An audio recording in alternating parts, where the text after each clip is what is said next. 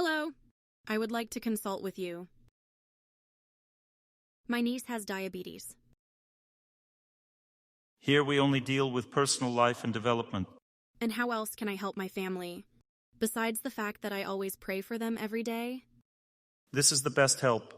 You just need to improve the quality of this prayer. Prayer gives knowledge. You see, you're smiling because you don't understand what I'm talking about. Prayer gives knowledge of how to help. The very first thing it gives is victory over the situation. And the second thing it gives is the opportunity to gain knowledge. A person begins to understand what to do. But you need to listen to my seminars. I just held seminars in Kyiv and Moscow. They are called Overcoming Life's Hardships. There is a seminar on prayer technique. The entire seminar is about how to pray correctly. And am I doing it wrong now? Of course, if you were doing it correctly, you would have already helped. Why isn't my personal life working out? I can't find a good person. We will be answering this question throughout the entire lecture. The simple answer is this: when a person strongly desires happiness in their personal life, it means that with this desire, they are destroying their family.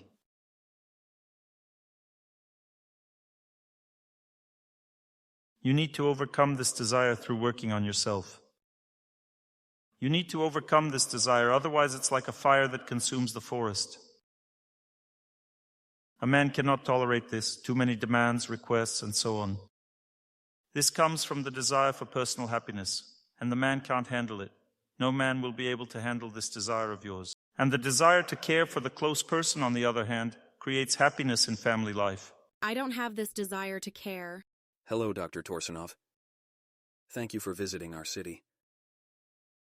I want to ask this question, and perhaps you'll answer it in the lecture, and please give it more attention.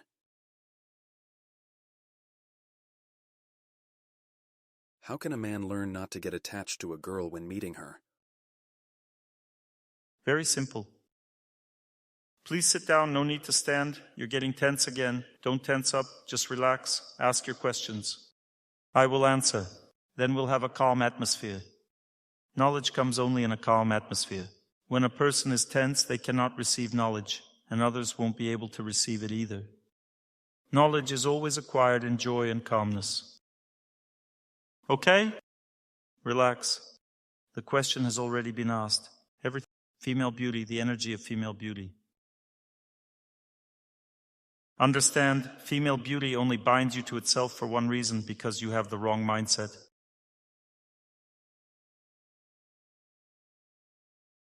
You need to take care of a woman. Think about how to take care of her, not about how to enjoy her. When you try to enjoy, at that time, you destroy the relationship. When you care for someone, you don't get attached during that time. You are a free person, you are not a slave. You see, if you care for someone, you're not a slave. On the other hand, you want to do something nice for the person. This subtle feminine desire for protection transforms into the masculine desire to use her, because a woman's desire for protection turns her into such a helpless being who wants to be with someone.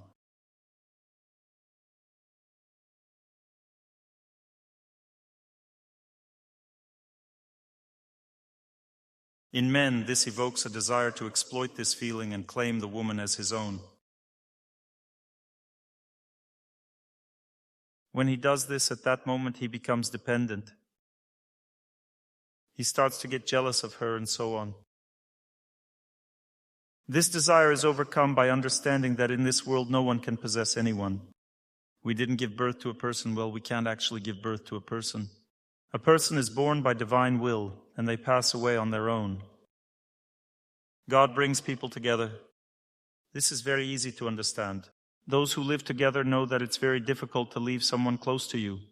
You're already trying to leave, it seems, but something pulls you back. God unites people through this force of attraction. He doesn't let them separate. When people cut off relationships, they will be punished for it, without any doubt. To prevent relationships from becoming a disease, you shouldn't allow yourself to consider a woman as yours.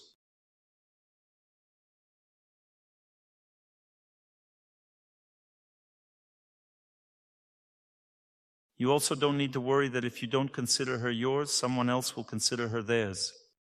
Don't worry. When you simply care for her, it brings more happiness and joy to life than if you want to subjugate her to yourself. Because the very desire to subjugate causes protest in the heart. For example, let's say you wanted to control me and come closer, stood in line, and that would cause protest in my heart. I don't need that kind of love. I would like relationships to be more free and joyful rather than dependent like this. If you had formed a line right in front of my nose like this, I would have gotten even more tense. And if you were snatching the microphone from each other, then communication would be unbearable. Think about this. God gives the strength to take care. One needs to study what spiritual life is. When a person adopts this holiness, holiness means the desire to serve and to care. When a person adopts this feeling, then they can truly love another person joyfully and happily.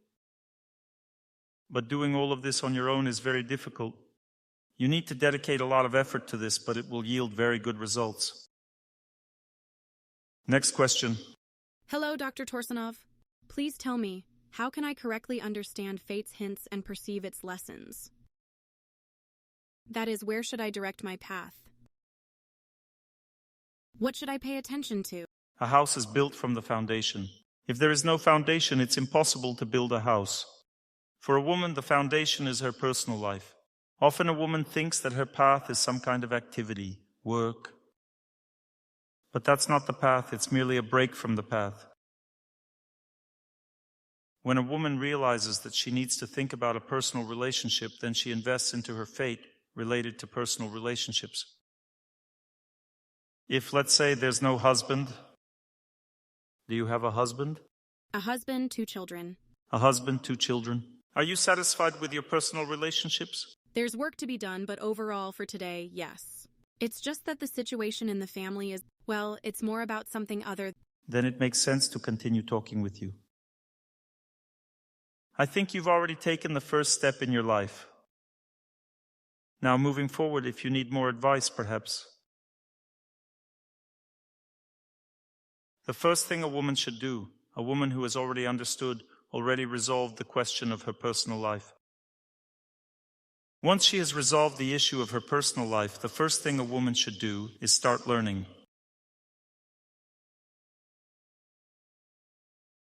She needs to attend lectures and develop as a person because work itself for a woman is even in 3rd place. Second comes learning, education. A woman is responsible for the spirituality of the family when there is no spirituality in it. Then the man is responsible for the family's spirituality when spirituality already exists in it. A woman should bring purity into the family through her knowledge. She is more inclined toward learning and she transforms the family.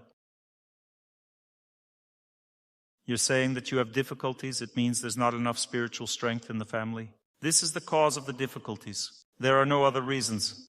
Just as when the sun rises, there is no place for darkness. All types of suffering are caused by the darkness of our life, ignorance, absence of knowledge. We lack sun, we lack light. There is not enough knowledge in life. Thank you. You need to study everything. Attend lectures, study. And then gradually, when your heart opens up through knowledge, you will also gain a deeper understanding of yourself, and you will be able to easily understand what else to do in life, what to pursue, what work to do.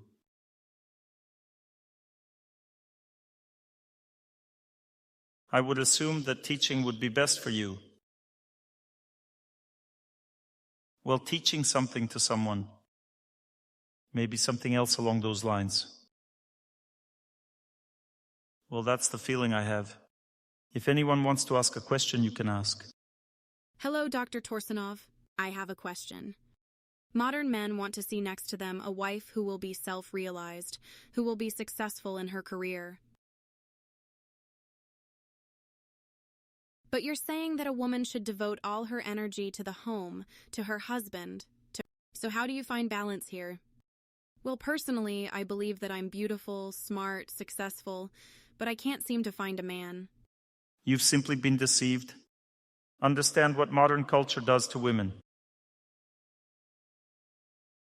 From the very first grade, women are taught various sciences that have nothing to do with family relationships. As a result, a woman's energy begins to flow through the masculine right side, and the woman doesn't have enough strength to create a family. In order to create a family, you need influence, you need strength, you need experience. You see, even just over 100 years ago, the culture had women's gymnasiums and women's institutes that taught purely feminine sciences.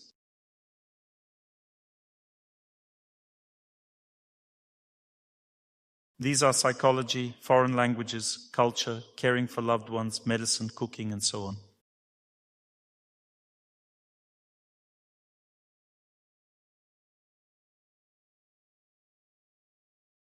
These are all essentially feminine areas of knowledge that develop a woman and enable her to be very fulfilled in society. The very notion that a woman shouldn't be socially active is wrong, because there are two types of social activity.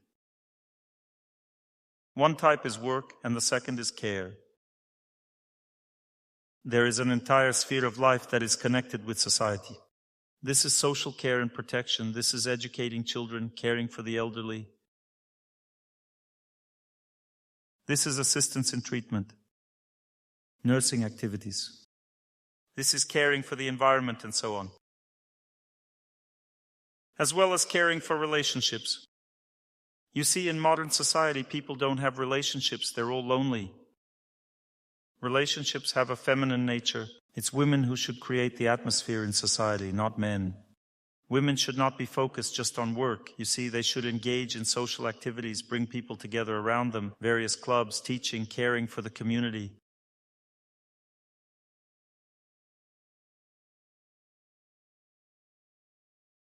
Yes, the female heart is very social. It's not that she's so closed off and miserable with only family and home, and that's it. A woman is social, but she operates in the feminine sphere. That means that a woman becomes more and more beautiful and better from such activity. You see, when a woman takes care of everyone, she becomes more beautiful and better. She doesn't lose her feminine power. But if a woman engages in labor activity, purely industrial work, in which there are no relationships, she withers just as a tree dries up without water. You see, nobody needs such a dried-up tree. You just need to change your life concept. Start with those who surround you. Let's say, for example, you don't have a family, but you have opportunities to be friends with people, to care for your parents, to care for everyone around you, for the birds, for the fish, for the dogs, and so on. If you care for everyone, then you become very beautiful, attractive, happy, and pleasant to look at. Men will want to propose marriage in this case. Don't perceive yourself as a person who has no opportunity. You are a woman just like any other. You have enormous power to be beautiful. You have enormous inner strength to be beautiful, and there's no such thing as you not being able to get married.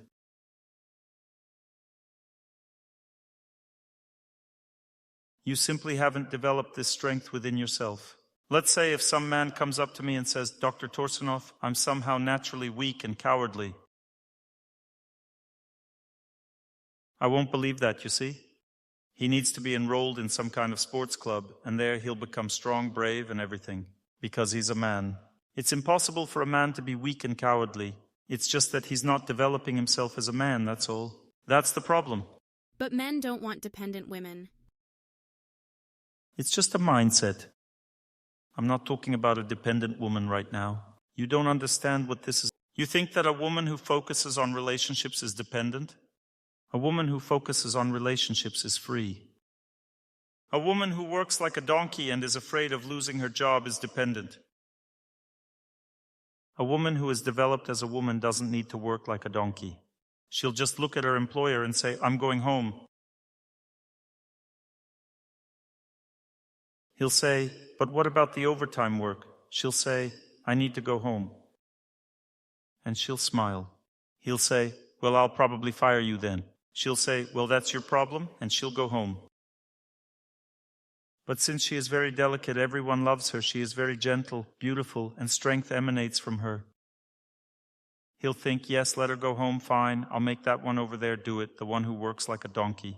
A woman who possesses feminine strength is not at all dependent and weak.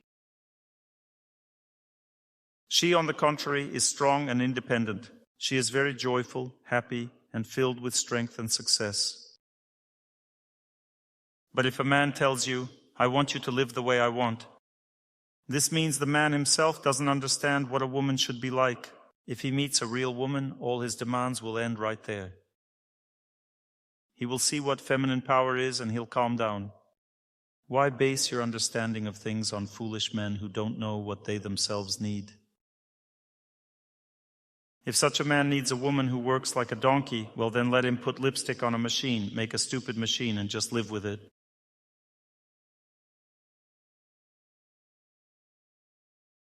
A woman is not a machine. A woman is a creation of love and beauty. You sense it so well. I should feel it well. That's my job. Hello, Dr. Torsunov. I have one question for you. Raise your hand, where are you? Right here in modern society, there are many very prosperous families who live in love and joy. Many? In my circle, yes. 80% of marriages end in divorce.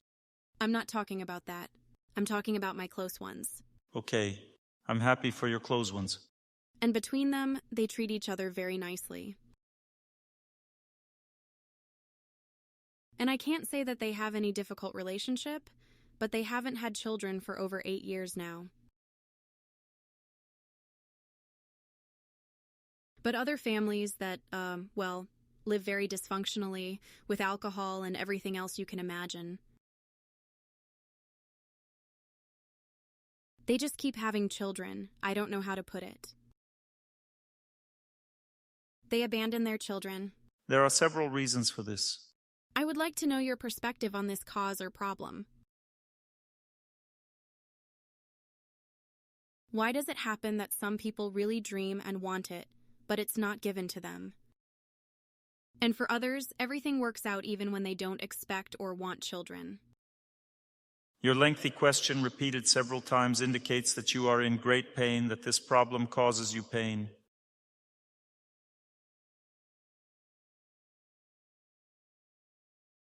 That's true. And that's why you're asking me for so long, so that I understand exactly what this is about. So try to understand this thing. Just like pipes get clogged and water won't flow through them until they're cleaned out. The reason for blockage of subtle energy channels in educated people is their refined lifestyle. When a person is not particularly inclined toward work, activity, in this case naturally, their deep, subtle functions will suffer without any doubt.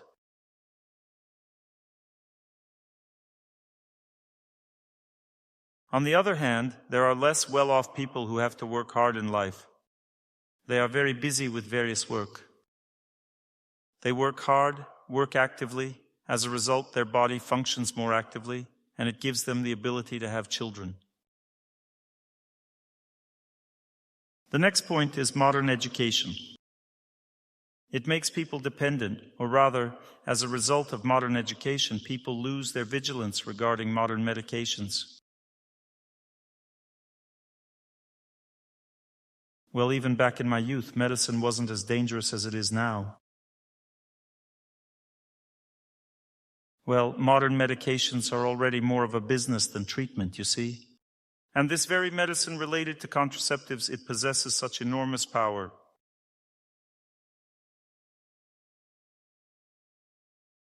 More educated women use it from a young age, but less educated women, they don't know about all of this.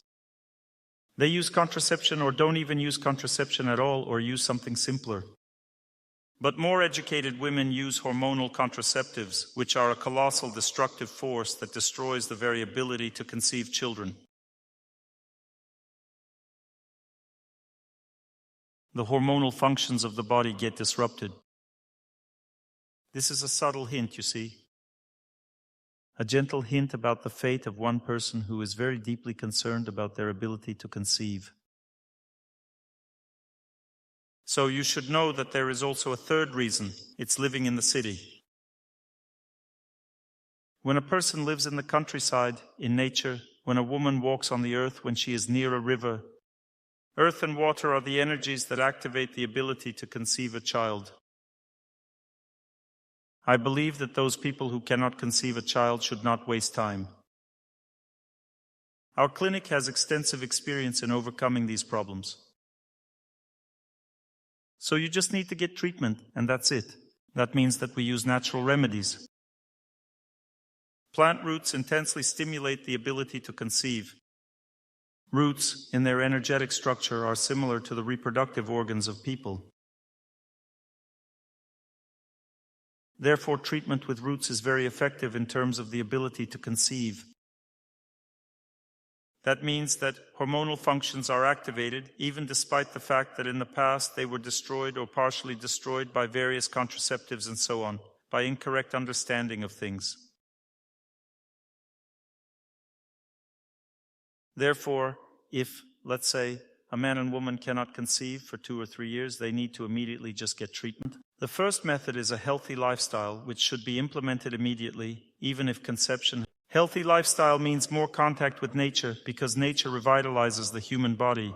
This includes walks in the forest, exercises in the forest. It's good to practice yoga. These are static exercises. They strongly cleanse the subtle energy body. You can try eating raw food, vegetables. Vegetables are products that direct energy downward and activate hormonal functions. This is especially good for women because vegetables grow under the light of the moon. The moon is directly connected to hormones. When a woman starts eating raw vegetables, she naturally cleanses her subtle energy channels, especially vegetables that grow above ground. Because there are vegetables that grow underground, they have a masculine nature. These are things like beets, carrots, parsnips. These vegetables activate male reproductive functions. And those vegetables that grow above ground, like zucchini, pumpkin, eggplant, they lie on the ground and grow above the ground. They activate female hormonal functions. Depression and pessimism about this matter further reduce the ability to conceive. Don't rely on modern medicine. Modern medicine has some methods. For example, IVF, artificial conception. Know that this method works when your body is already ready for conception overall.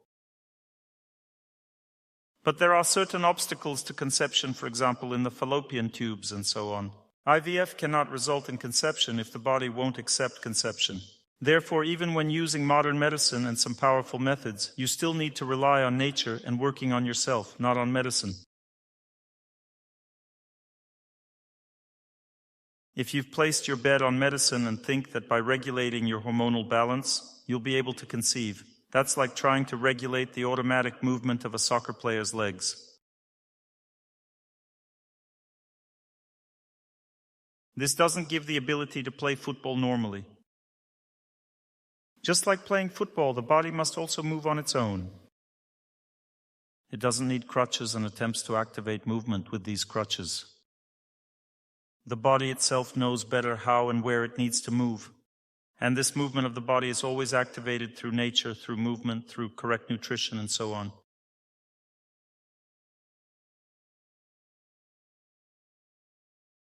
But overly educated people nowadays fall under the influence of civilization, which unfortunately doesn't help them live a healthy life, but on the contrary, simple people who live in the village, chop firewood and plant potatoes, they live a healthier life than people who live in 9-story buildings and use dietary supplements as means to improve their health.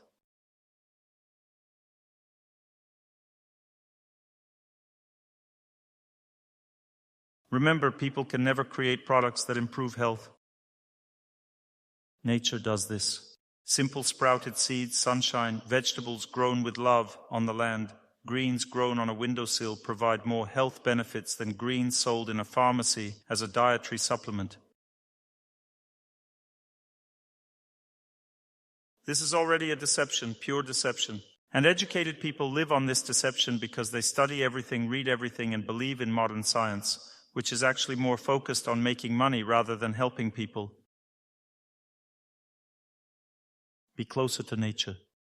When I came from Moscow, Moscow is a terrible city where there's a lot of infertility because there are no trees there, no grass, no earth. There's only asphalt there, and that's it. Women become infertile because of this. For women to be able to have children, they need to have contact with nature. When I came to the village in the region where I live now, I had never seen so many pregnant women on the streets anywhere else. Every other woman is walking around with a baby. That's great, everything is fine. So life exists somewhere, life flows on. You see, I answer questions in more detail with the purpose of revealing the material. I don't aim to just simply answer the question. I answer in such a way that this kind of question won't be asked again. Hello, Dr. Torsunov. I have this question. How can I get rid of and maybe fight the fear for my child? The child is already 3.5 years old, but from time to time the child gets sick. I constantly have some kind of premonition inside, a fear that something will happen to her. On the surface, everything is fine in our family. And maybe when I start to get rid of this through prayer, I pray. I think about good things. Then everything seems to be fine for a while, and then some illness strikes us again. I don't know, maybe I'm just imagining this, of course. Yesterday you were talking about conscience, about the inner voice, and it constantly tells me that something bad might happen to my child. This is not your inner voice, but your anxiety. Conscience never frightens. It provides knowledge. Conscience acts just like a lecturer who presents material in a kind manner. If a lecturer frightens you, this comes not from conscience, but from... Understand this, conscience is neutral. Try to distinguish between conscience and evil forces. When evil forces act, they frighten a person. That's one thing. They make a person into a god. For example, they say, "You see Jesus Christ." Write a second Bible. That's how evil forces operate. They frighten a person and make an idol out of them. That's how evil forces operate. They seduce a person. They keep a person in fear, create anxiety. That's how evil forces operate. Good forces gently admonish, give a person choice, and unobtrusively provide knowledge. When something right happens, it happens unobtrusively. When you meet someone who is truly meant for you, your heart becomes calm. No, not like this. I can't forget you. What should I do? That's not what's needed. When the right person comes along, a person's heart feels calm. Life stretches endlessly ahead. A person feels the path of their destiny. Everything is great for them. There's no feeling of dependence on another person.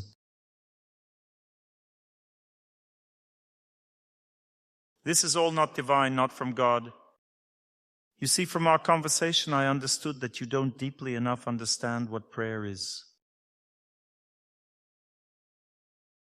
You say, "I pray, it seems to get better, then it gets worse again." Prayer doesn't mean that things will get better forever. Prayer simply counteracts the effects of our fate. I can see that your child is sickly by nature. This is their karma. And you, as a mother, sense the amount of work required in this area. Right now you have a protest inside. But why? Why is my child sick? So you don't like this trial, but God can give you another one. Will you also be indignant about that? Because the reason for our indignation, why was your child sick? My wife is sickly. I'm constantly treating her. From one thing, then from another. Endlessly. I really liked one joke. When I heard it, I thought, wow, that's exactly how it is. There are 3 stages of illness progression in women. The first stage, she's sick. The second stage, very sick. The third stage, widow. Well, that's normal. Well, that's just the way fate is. What should I do now? You just need to live. Prayer means strength. That means that you pray and draw strength from a holy person. You wish happiness for everyone, and you become a strong person. This strength is enough for the child too. When you weaken, the child starts to get sick more. Fate catches up with you. There's nothing special about the fact that your child is sick.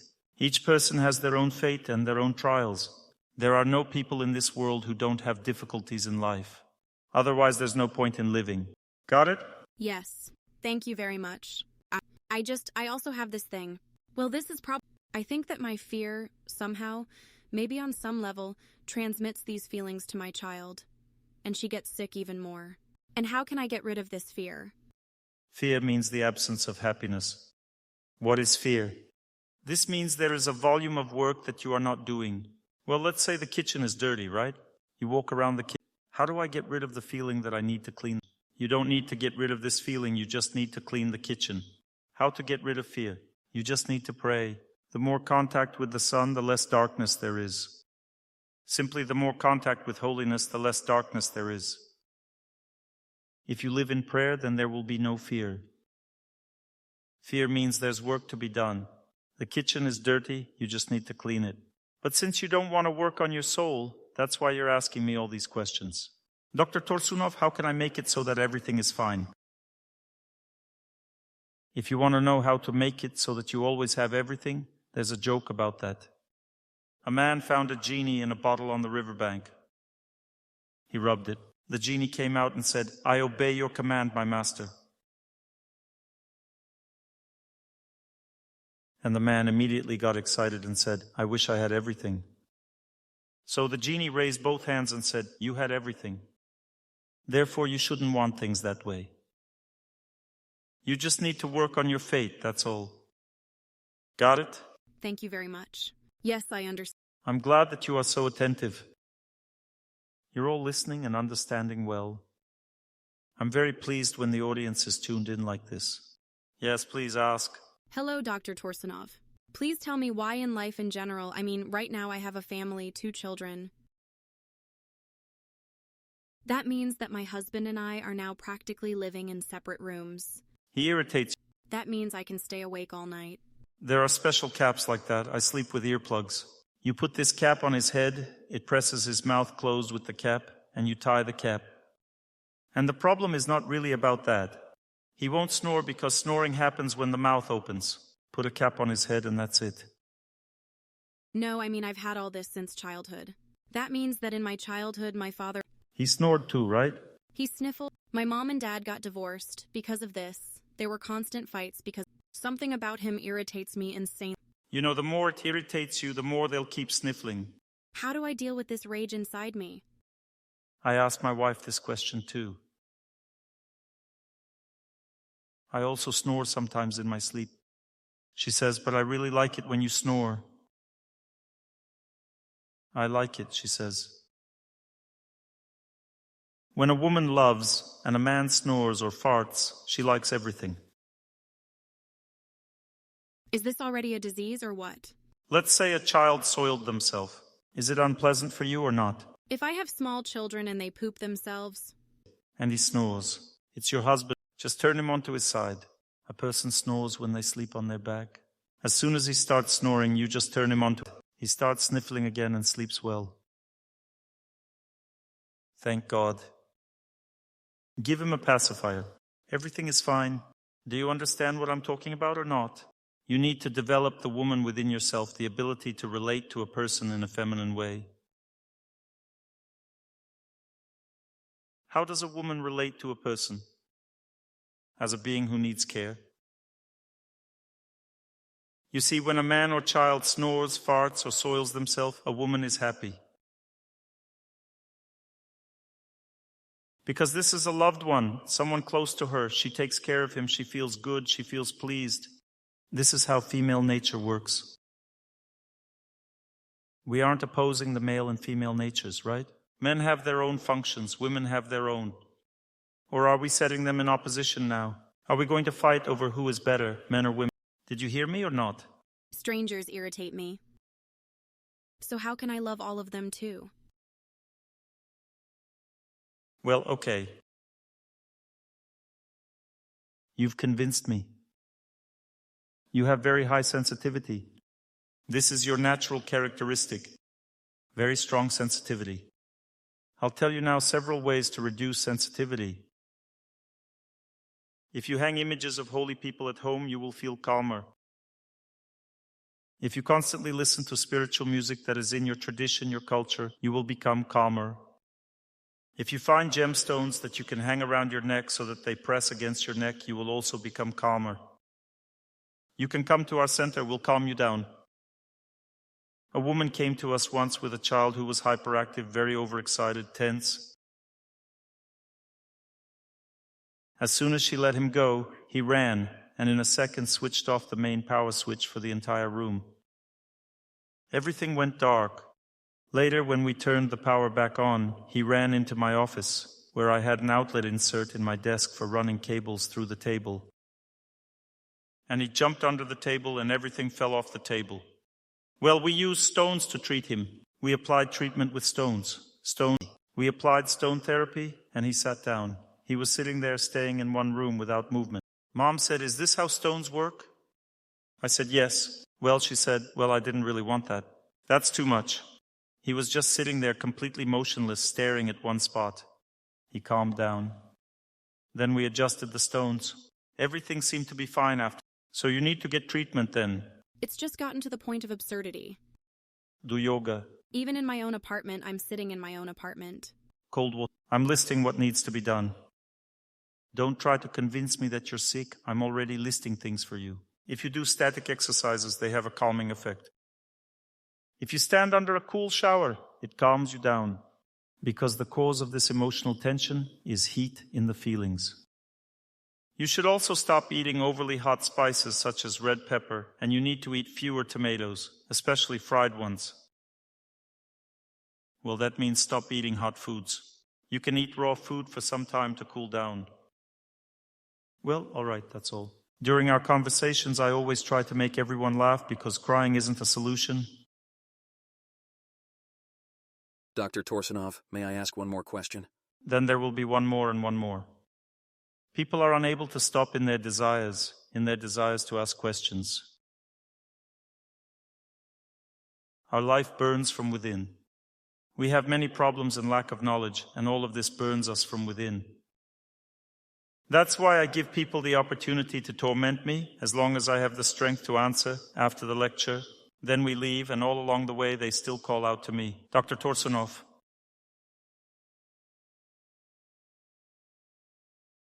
I keep remembering this joke, I liked it, about a cat who happened to fall into alcohol. And his owner was an alcoholic, and he kept squeezing the cat until the cat died. Well, it's the same with me too.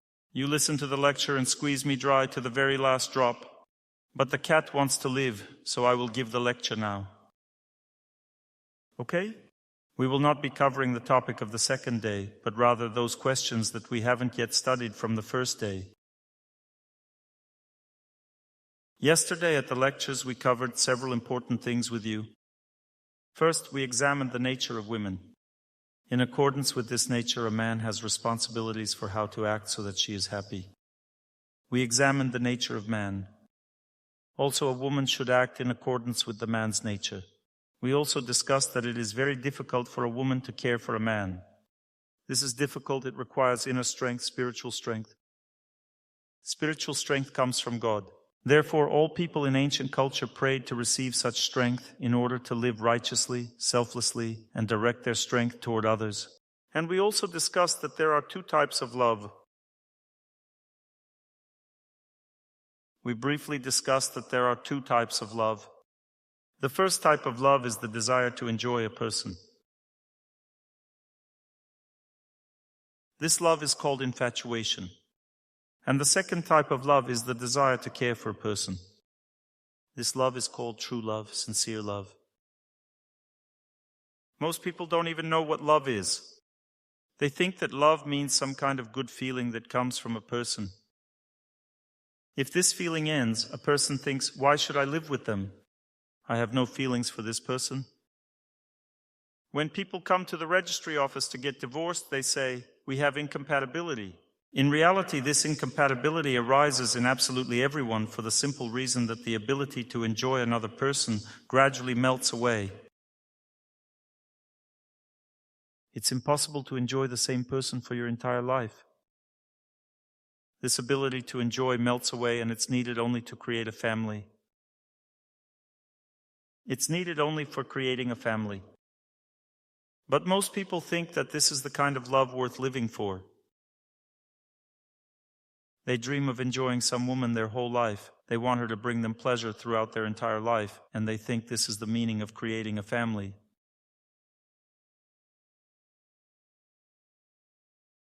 Since such men don't properly understand what love is, as a result, they start dating some woman and drag her into bed. Then they discover that they already enjoy her less in bed than in the first days, and they leave her, then look for the next one. Some people can't even get married because they don't understand correctly what real happiness in family life is. True love is hard work. That means that love is the result of hard work. First, you need to learn to accept a person with all their shortcomings. To accept means make efforts using spiritual strength. But we don't have spiritual strength, we don't even have enough for ourselves, let alone for another person. That's why all families fall apart. These forces come from prayer, from one's relationship with God, from one's relationship with the Son, with joy. When a person gives joy to everyone, they gain a lot of strength to accept their close ones. Why can't we accept someone close to us? Because they cause pain. This pain doesn't allow one to accept. It causes rejection. Why does pain arise? Because there isn't enough energy of happiness to deal with a person's difficulties. When a person has enough energy of happiness, they can handle the pain of other people. They have enough energy of happiness for that, but when a person themselves feels bad, they cannot do this. Therefore, the main cause of all human suffering is lack of spirituality. People don't live an inner life, they live externally. They replenish their energy reserves through movies, radio, the internet, and books. So what do? They simply indulge themselves with something, entertain themselves. But what's needed is work, inner work. It means prayer, setting oneself up for the sacred, bowing, listening to spiritual music. You had an unusual feeling yesterday, didn't you? You felt something, some kind of force went inside. This work needs to be done every day. I have no doubts about this work. There are many of you and I'm alone. So you all gave me homework yesterday after this lecture. Everyone has a desire. Dr. Torsunov, answer our questions. One asks, why can't I succeed? Another one asks, what's... These questions all accumulate within me, and then early in the morning I begin my prayer. I need to pray for 2 hours every day to process all your questions and feel happy again. You see? But this is my life. I chose it. But now at least accept your loved one, at least accept their problems. This is the first stage of love, which means acceptance. When a person accepts another person, they begin to feel the good in them. Resonance occurs. It becomes filled with the power capable of seeing purity in a person. When a person smiles, the purest, brightest part comes out from within them. Until a person feels joy, nothing comes out of them. When one feels joy, purity comes out from within. You need to make it so that the best comes out of the person close to you. Remember this and think of your close person this way, not as someone whose bad side you've seen. If you think of your loved one as just someone who snores, then that's it, life is ruined.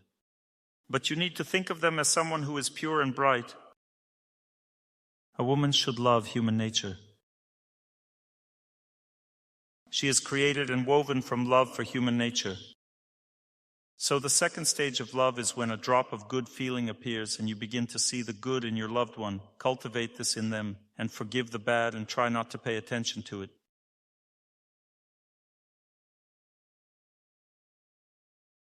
Gradually, respect for the person develops. This is the second stage of love, respect.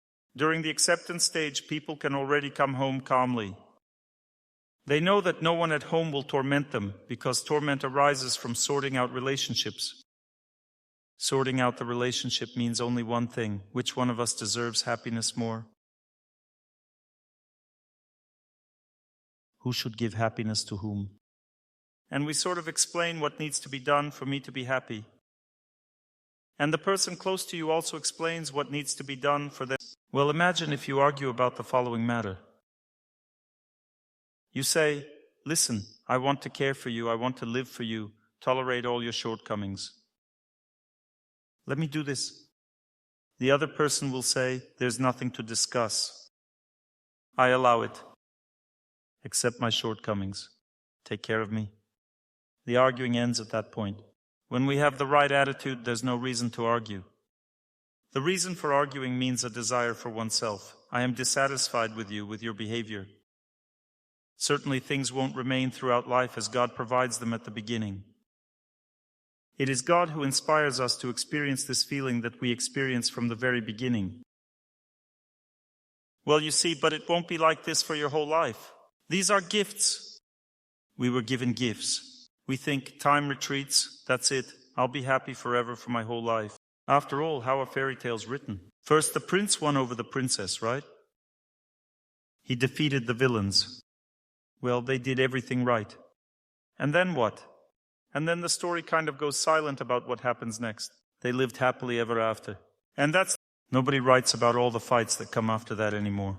How love was established, how they pursued each other, searched for each other beyond the faraway kingdoms, galloped across the furthest realms. All of this is described. And what happens next, nobody knows. Because the honeymoon period ends and then life begins. And life isn't so romantic. Here you need to work on yourself, on the relationship.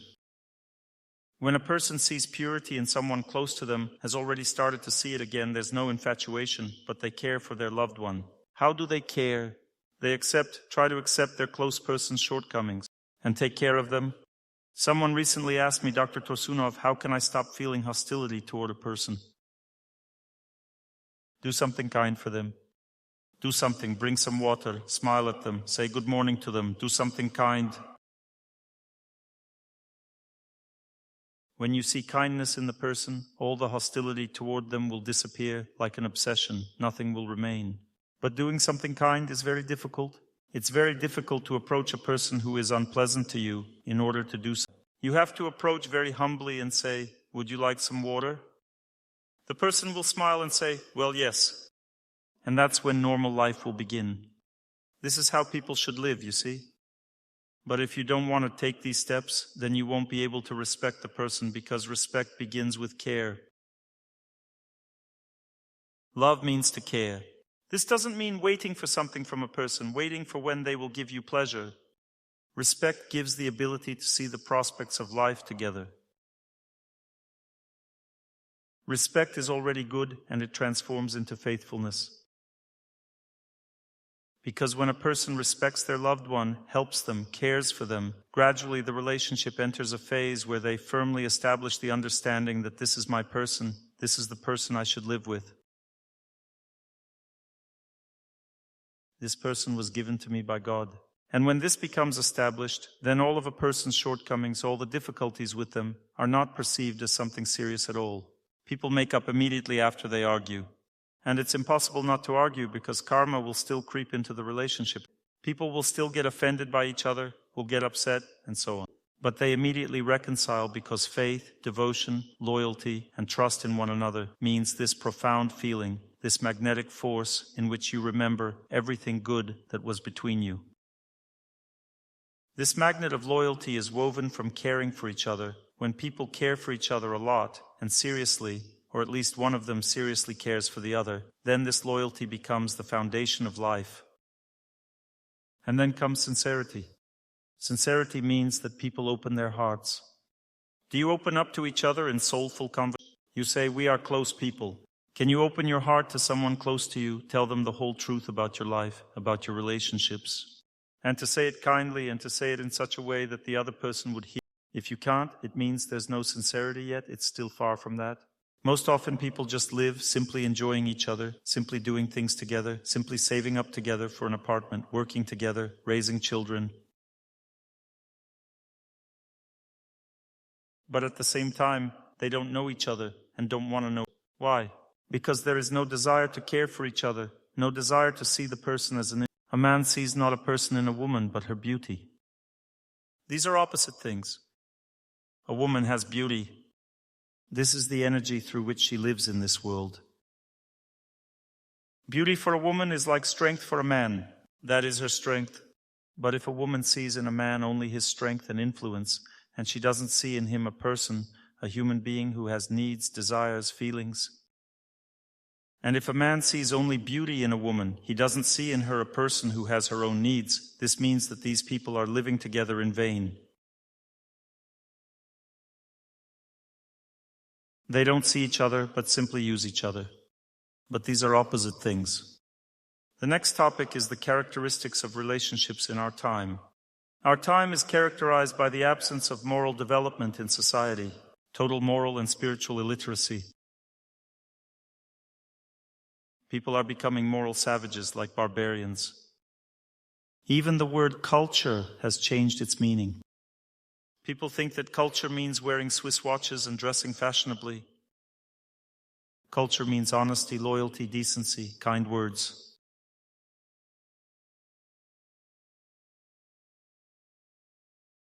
Culture means the ability to have faith. Culture itself stems from faith. Take Muslim culture, for example. They have a defined culture there where people wear certain types of clothes, right? There, women wear head coverings and such beautiful clothing that is very beneficial for all aspects of feminine existence and personal development.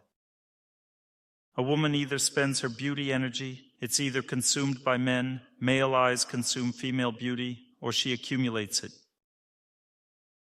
If she saves it up, she can then release it outward and knock someone off their feet. Once. What's the need to do it multiple times? Choose one person and bam. She opens up her face and that's it, she knocks him dead. Why constantly reveal everything to everyone? She opened it once and that's enough. She needs to accumulate the energy of beauty, not spend it. That's all. That means that culture stems from religion, there are moral principles. They all stem from some faith, from some spiritual religious tradition. This is what culture is all about. But if people have no conscience, no faith, they simply live to make money, listen to gossip, watch internet where everything is saturated with debauchery, then what does culture consist of?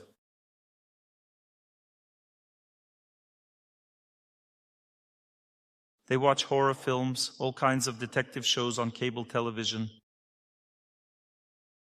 So what culture is there in that?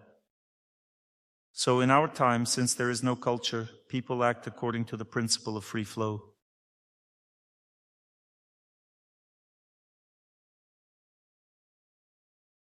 Well, that means that, you see, it's easier for a woman to engage more in things that entertain her in life. And what entertains a woman is that she goes to various courses. She worked here, she worked there. That means that what entertains her is what is not connected to her person. A woman's personal life requires effort. That's a zone of intense emotional labor, intense tension. Therefore, a woman develops primarily through activity. She studies, she looks for a job. She goes to institutes, to clubs, and yet all this time she remains alone. What develops in her? Energy flows through the right energy channel. What develops in a woman? She becomes cold and tense. To relieve the tension, she has to relieve the tension by she starts smoking, and smoking completely destroys female hormones. Then she becomes somewhat dry, mentally cold. It becomes very difficult for her to tolerate a close relationship with anyone. She wants to be alone. It's already hard for her even to chat and socialize. Although women need to do this in order to exchange the energy of love, women support each other. Women have a collective consciousness. Women find rest in relationships with other women. That means that in order to give the energy of love to men and children, women need to accumulate it in their relationship with God and in relationship. That means that a woman accumulates the energy of love from other women and then gives it to her.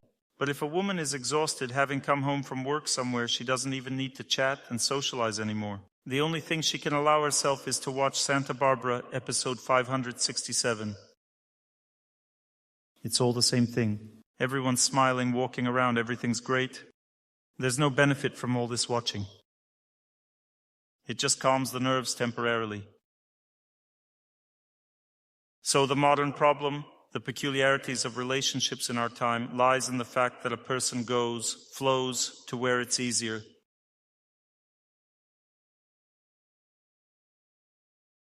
For example, for a man, self-improvement is difficult. Just as it is difficult for a woman to develop in relationships, so it is difficult for a man to perform austerity. So when does a woman become healthy and happy? When she leads a woman's life, she kindly, tenderly cares for everyone, tries to be kind, forgive, care, and then she blossoms. Hormonal functions begin to work normally. Women's health is based on hormones. Hormones mean emotions. When emotions move in the right direction, in a positive way, a woman's hormonal balance is restored, and as a result, she becomes healthy and happy and strong, influential. I repeat 1,000 times over, for a woman, there is no problem knocking a man off his feet with her gaze. No problem. If such a problem exists, then it means she is living incorrectly. That's it. Well, there is no such problem for any woman at all. Why? Because that's how feminine energy is created. It has a tremendous power to influence people in general, not only men, but even women. If a woman has feminine energy, everyone needs her, both men and women, absolutely everyone. She is very sought after in society. Everyone likes her, everyone wants to be around her. But for this, an effort is needed, a female austerity. This female austerity is hard. It's hard to live like that, to love everyone, to care for everyone, to forgive, to ask for forgiveness, to pray, in order to be filled with the power of love again, and then to give it away every day. Likewise, a man is healthy and happy when he lives in austerity. A man needs to sleep on a hard surface. He has the best health when he douses himself with ice-cold water and does exercises. I have a friend. I ask him, how do you restore your health? He says, well, I do wrestling. He's so sturdy, so short. I do wrestling. I used to do that too. I say, so how do you recover? He says, well, we kind of go to the gym. When I feel tired, we're already all sweaty. And when they knock me down to the floor doing a hold, I'm screaming, trying to break free. Then I feel good. I feel better.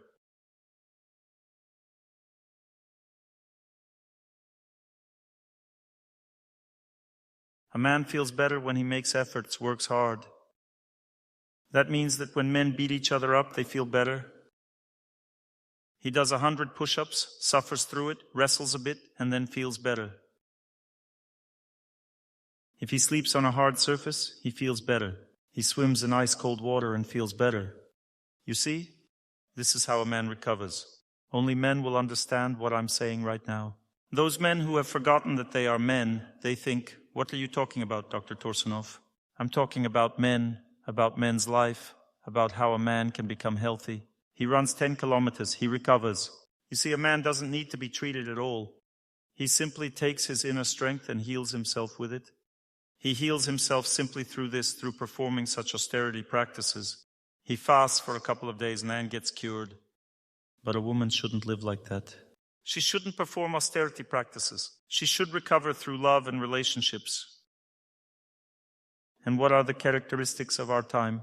The peculiarities are such that due to the lack of self-knowledge and moral education, men naturally drift toward the feminine aspect, to the left side. Their energy flows along the left side. That means that men want to live a relaxed life.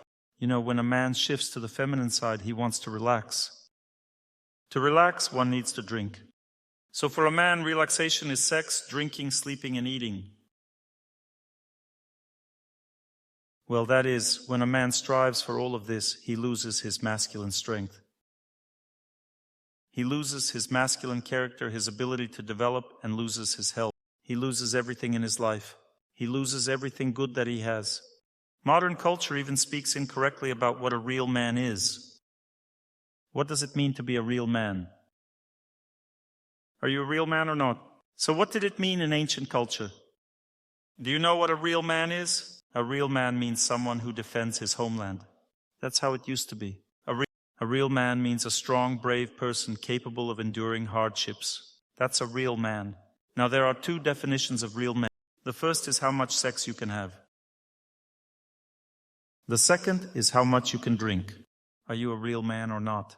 Can you drink at least something? Come on, drink more. A real man is someone who can endure a woman's tears. That's a real man. When a woman is all emotional, he stands firm. Calm down, my dear, calm down. Everything will be all right. That's a real man. And he's capable of punching someone in the face who behaves incorrectly. One man came up to me. Dr. Torsunov, please help me. That's the situation. I'm guilty. I behaved incorrectly with my wife. The situation is like this, you see. My wife has gotten herself a lover. What should I do now?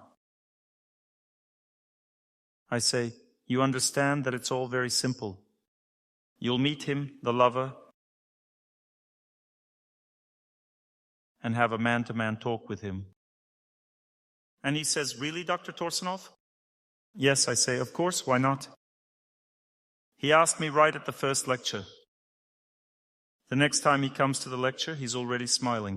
I say, so what happened? Well, I met him. I told my wife, wait, we'll have a talk with him now.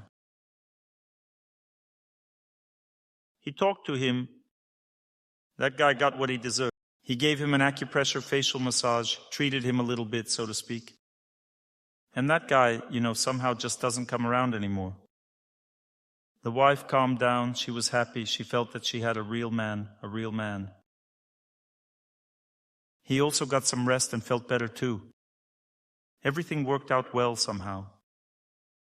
That's a real man, a true man. He's brave, responsible, wants to preserve his family. He's strong. All this means a man needs less relaxation and more austerity practice.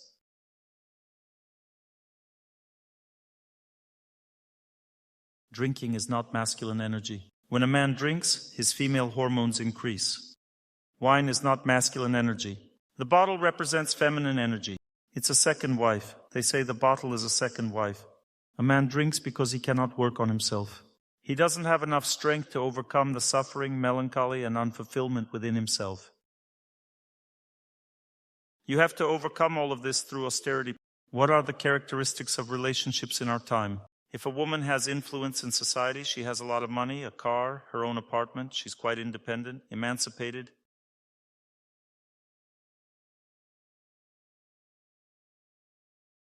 What kind of man does she find for herself? A weak one? Yes, because why would a strong man need someone like that? She'll have him jumping through hoops. This kind of situation doesn't suit him at all. What kind of woman does a strong man want? A dependent one, so that she would obey him. Why would he bring a monster into his apartment? So he won't really look at such girls. Strong men look for weak women, real women. And weak men think, that's great, now I'll have a wife who'll earn money and provide a car and an apartment. She picks someone as meek as a lamb, right? She marries him. And accordingly, that kind of life then follows. But the problem is that he will become a man sooner or later anyway. He's growing up after all. When he becomes a man, he'll say goodbye. Don't wait for me for lunch. You see? And she will be left alone again. And what's the point of such a marriage? But if a family was created this way, where the woman works more and the man is more in the kitchen, there's nothing wrong with that. It's normal. This is modern society, modern life. In the West, the situation is even worse. There they change so drastically that they already forget who they are. When I first heard the notes of this Western culture, I was still in 10th grade. There were discos then.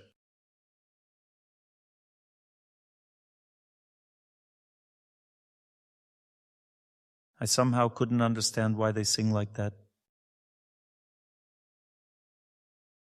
Then I learned the whole truth about what goes on there. It turns out the situation there has already gone way too far. That's why they sing like that there. I don't even remember what band it was. There were two men with painted lips. In general, that's roughly how it all was. A new culture was coming. Somehow it didn't take root, especially in our country.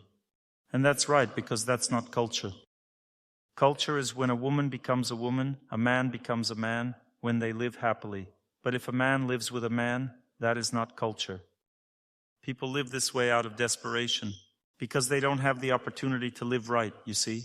Their psyche is no longer capable of enduring the strain. Why does a woman end up with a woman, a man with a man? Because for a man to live with a woman, it requires. For a woman to be with a man, it also requires. So these are the peculiarities of relationships in our time. Such are the peculiarities. If it so happens that you spend more time in the kitchen while your wife spends more time at work, it's no big deal. Don't worry, just start working on yourself. When feminine energy flows in the feminine direction, a woman becomes a woman again. When masculine energy flows in the masculine direction, a man becomes a man, and you will gradually and harmoniously switch together and fall. Understand this, we cannot find a close person for ourselves. God connects the energies between people. Higher powers bring people together. Who among you found their significant other on their own? Raise your hands. Good for you. Go and find $10 today. Can you find it? $10 is not the same as finding a man. Can you? $10? $10. Search and search, try to find. You'll go and won't find it anyway.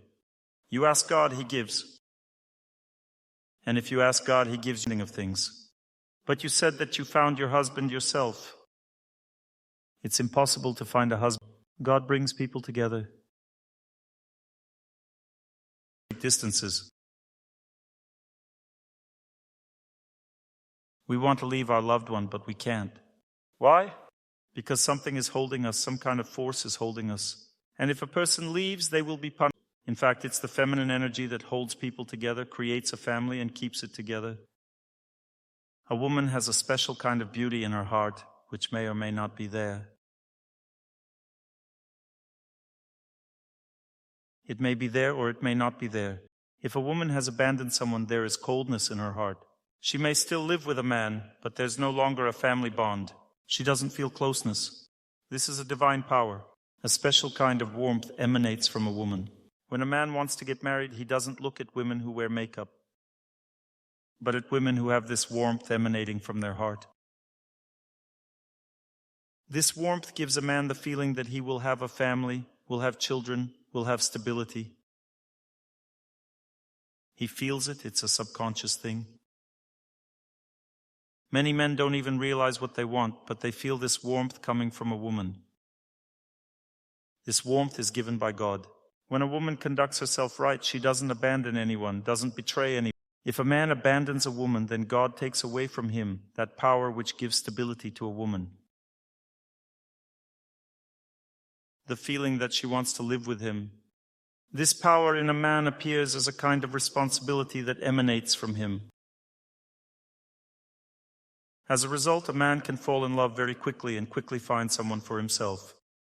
But when a woman doesn't feel this strength in him, she later figures out the situation and leaves him. That means that he cannot keep his family because he abandoned his wife. And this happens to everyone. For women, it happens in their own way. A woman loses warmth, and a man loses responsibility and strength. One way or another, a person becomes punished for abandoning someone close to them. What can we do? Repent and repent again. Think about God, pray, and try to understand. To repent means to understand. To try to understand what I did wrong. Why did it happen this way? The first stage is understanding. A person suddenly understands what they did wrong. This understanding, this knowledge comes into the heart. Then repentance continues further, and the person begins to feel that they don't want to do this anymore. The person realizes the gravity of their guilt, and then further they realize how to overcome it, how to make it so that it doesn't happen. Repentance begins with advice. That means that the elders say, if you can't live normally with someone close to you, repent for what happened before. Seek repentance, engage in prayer, and you'll sense that everything slowly loosens its grip, everything returns to how it was. There's no such thing as God punishing us for our entire. Punishment simply means the amount of work. We are born for knowledge and for happiness. If knowledge entered the heart, if you passed the exam, receive. What is the difference between the mental functions of men and women? We talked about this yesterday for the entire lecture. The peculiarities of modern upbringing are such that people don't understand that walking down the aisle means suffering.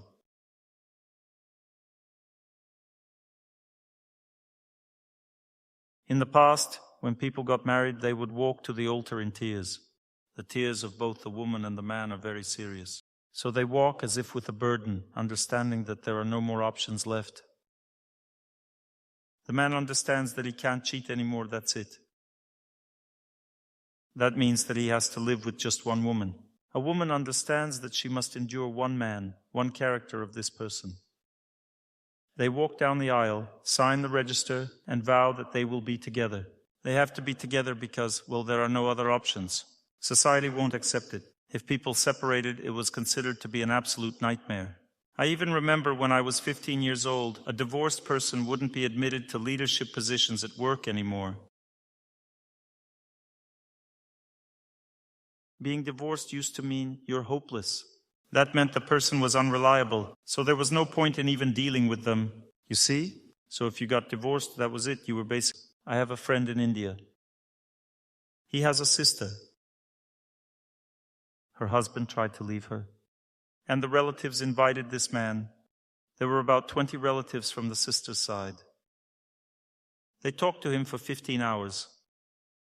Well, they locked the door and wouldn't let him out. They talked to him for 15 hours.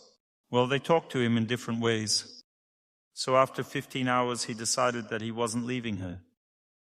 He decided that he was not leaving her, they were staying.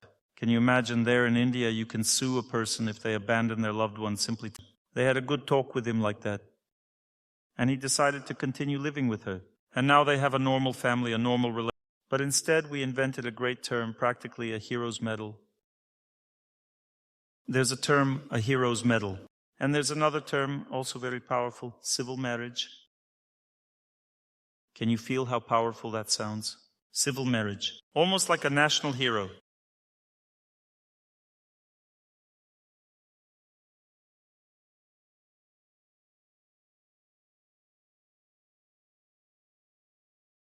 To put it simply, they shacked up.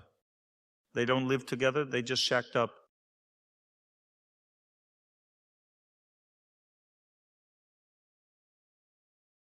It's called cohabitation, meaning they shacked up together. It means that people are not confident in each other. More precisely, they say, we trust each other, we have faith in each other. But if you trust each other, then go ahead and get married. Like, this isn't my husband, I don't live with a husband, I live with a friend. Or with a partner. I live with my partner. Assistant to the partner, or what? What should we call it?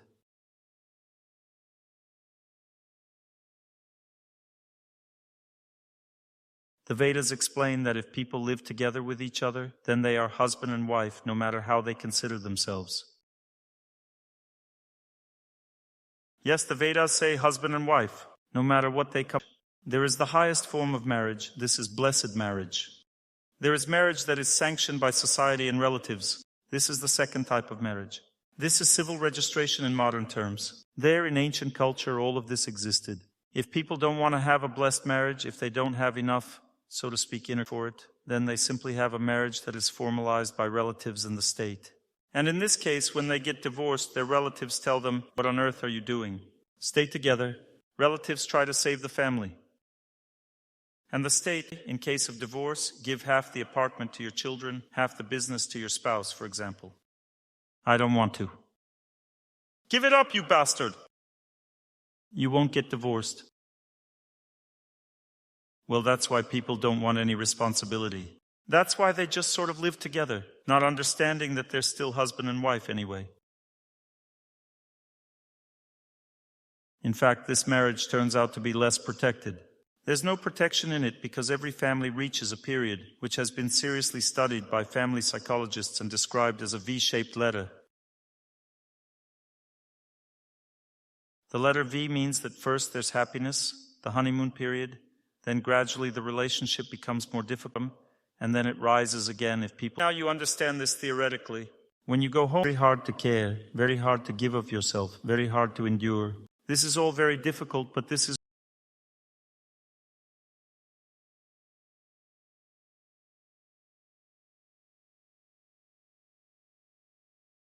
Well, there's no closeness anymore, no relationship, because everything is over. They used it up. The energy of attraction has run out. Now you need to work hard for it to exist. You need to help each other, be patient, accept one another, and take care of each other. Yesterday, one woman came up to me. She said, "Doctor, you gave me such advice when I attended your lecture. It was so hard for me. I couldn't accept this advice. I was in the process of divorcing my husband and couldn't take your advice. It took me a long time to accept it. And when I accepted it, our family stayed together. Thank you very much. You saved our family. That means that she overcame her fate, you see? She tried hard. She tried to do it that way, applied her inner strength and overcame her fate.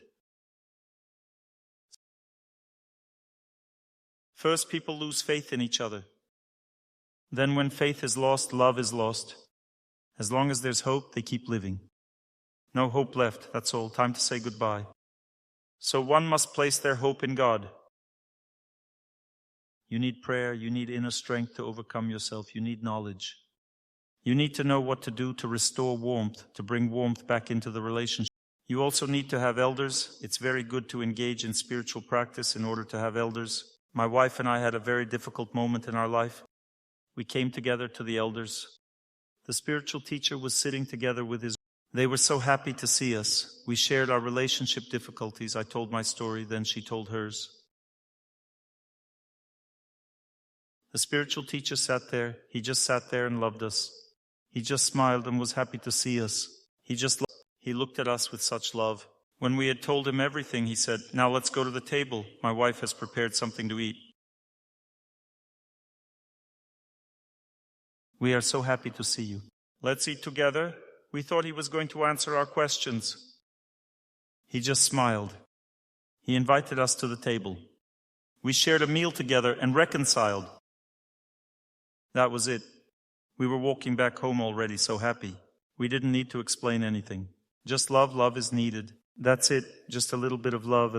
You need to talk things out in the presence of elders so that with their smile they can show that it's all nice. This is difficult for you, of course, but all of this doesn't have much significance. The only thing he said was, always be together, always be close to each other. This makes sense. There's no point in anything else. What God wants, that's maybe I deserve someone better. In one monastery, people rebelled because there wasn't enough butter in the food, in a Vedic monastery. They were arguing that food should be oily, that it's good for health. They forced the abbot to speak. And he was silent the whole time. They forced him to speak. And he sat down in front of them like that. They said, "Well, tell us, when will there be butter in the food? Will we have butter or not in our monastery?" He looked at them. "Well, if you want butter, then butter will definitely be there. In boiling cauldrons.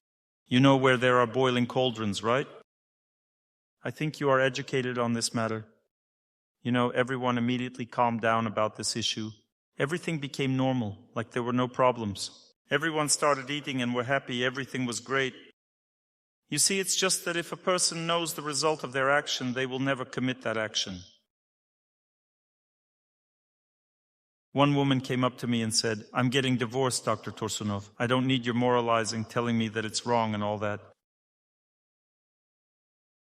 I simply cannot live with this person. I've already tried everything, prayer, this, that, and the other.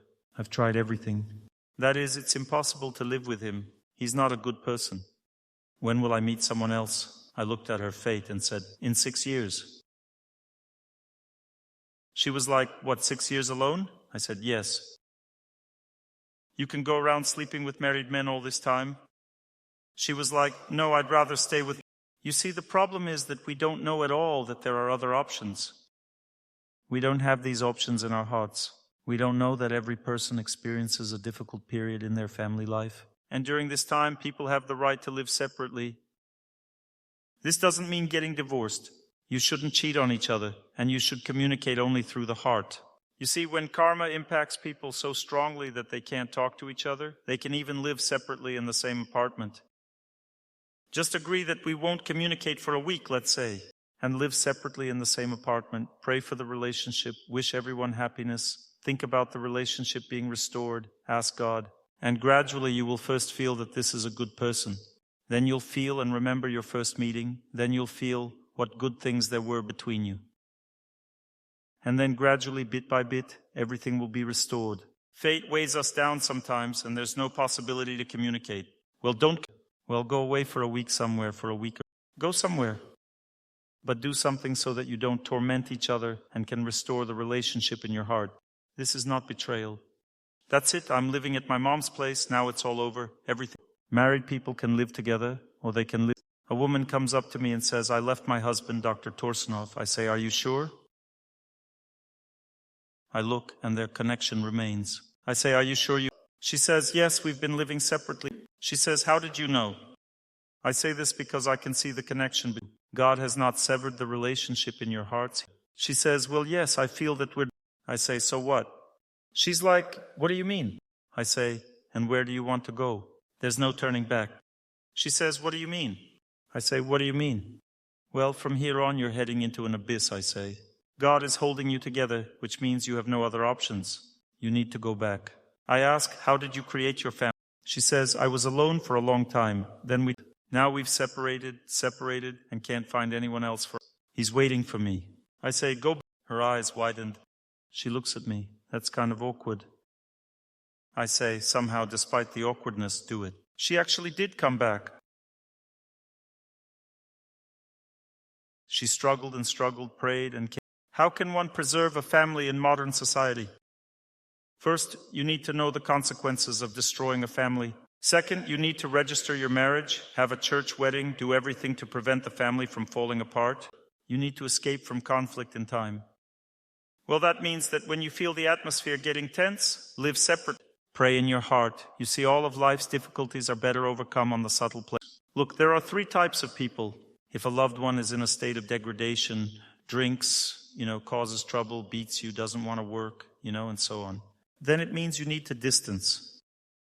Fulfill your responsibilities, but maintain a strong distance in the relationship. And pray, pray, pray, pray.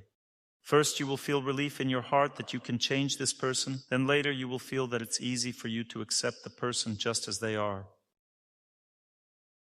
I'm telling you the stages of how to turn a drunkard into a sober person. Who among you has already gone through these stages? Raise your hand. The woman is speaking into the microphone. The woman in the first row of the second section. Who's going to tell the story? Will you? Pass the microphone back to the second row over here. And whoever tells their story will receive all the grace, because when a person gives knowledge to others, God rewards them. We had a very difficult situation in our family. Our father was in a very difficult state. He had started experiencing a profound personal crisis and down. This went on for 10 years, and our whole family, my mother, my brother, and I, we actually prayed very hard for him to find the strength within himself to come back. First stage. You felt that everything would be all right with him, right? Yes. Well, that happened probably in 2004, I think. This went on for 10 years. It was an extremely difficult situation. The second stage, do you remember it? The second stage. You should have accepted him as he was at the second stage and found peace with it. Yes, we just took care of him. Of course, it turned out that we left him alone because there was no way to be near him. But we continued to care for him. That's the third stage. He began to repent, saying that he didn't want to live like that. Yes, and that also lasted probably about 2.5 years. He developed some interests that gave him the opportunity to... He returned to work, yes, returned to work. The fifth stage, reduction in drinking. He practically stopped completely. That means that now this is not a person who's been through coding therapy. Understanding came to him, and he even healed during this most terrible degradation when severe pains came. It's possible to go through all the stages in 1 year. I know examples of how people go through all these stages in 1 year, all 6 stages, starting from the first and ending with the last. If a woman herself drank in a past life, the punishment will be that she gets an alcoholic husband. And she must overcome alcoholism through prayer to God.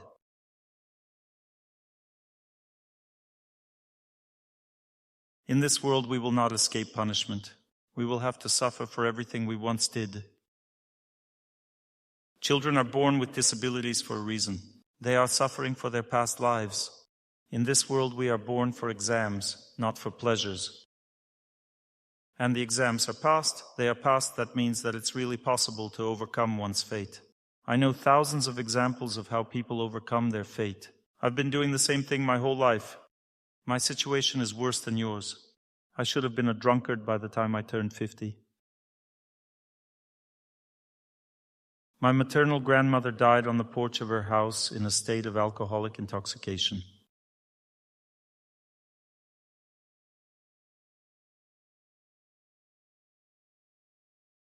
My paternal grandmother froze to death in a drunken state, crawling along the street. Grandfather died of stomach cancer as a result of alcoholism. My father's brother died as a result of alcoholism. My father has repented. He doesn't drink now. He cries and says, "I am guilty before my son." All my life, since childhood, I saw how my parents suffered. They had no happiness in life. Since childhood, I began working on myself with the goal of overcoming this. That's why I've been fortunate in my life. I met an amazing person. He is my close associate now. I cured his wife of an incurable disease. And he has cured thousands of people from incurable diseases. He organized in our country, together with the President's spiritual advisor, the movement Common Cause.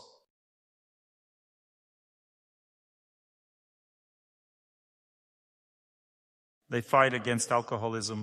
As soon as people start listening to his lectures, they quit drinking immediately. It's impossible not to quit. Such power emanates from him that everyone stops drinking. Who among you quit drinking after listening to his lecture? So we're talking about developing faithfulness and respect. This is development, you see. This happens gradually. Respect means seeing purity in a person. Respect doesn't mean that it's something artificial. You can see purity in a person only if you care for them. The first thing to start with is the ability to accept a man's point of view and his income level.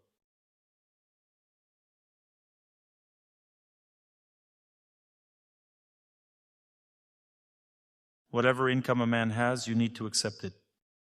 A woman's money in the family has a very unhealthy nature.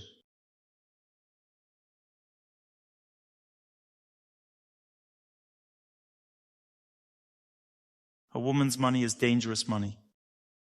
So the wife earns money, she has some money, let's say. And the man decided to buy a refrigerator with this money, with the money that the wife earned. She didn't want him to buy a refrigerator with her money, but he bought it. And she can never forget this.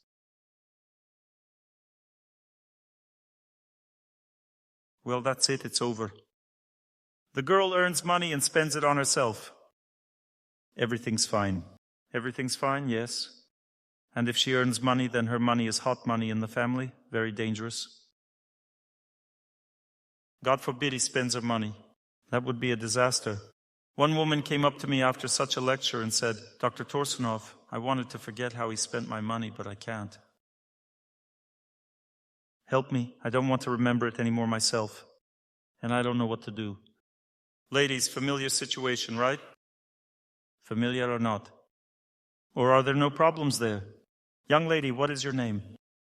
Susanna. Single, earns a lot, beautiful, young. Are there any men? Aren't? Just marry her and all the problems will be over. It's hard for me to find a man who earns more than me. Most likely I'll find a man who earns less.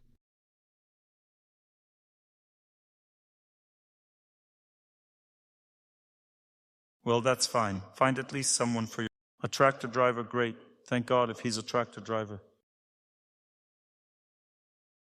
But I want him to be the man in the family. I'm Armenian. I'm used to my dad being the head of the family. Am I supposed to hide how much I earn?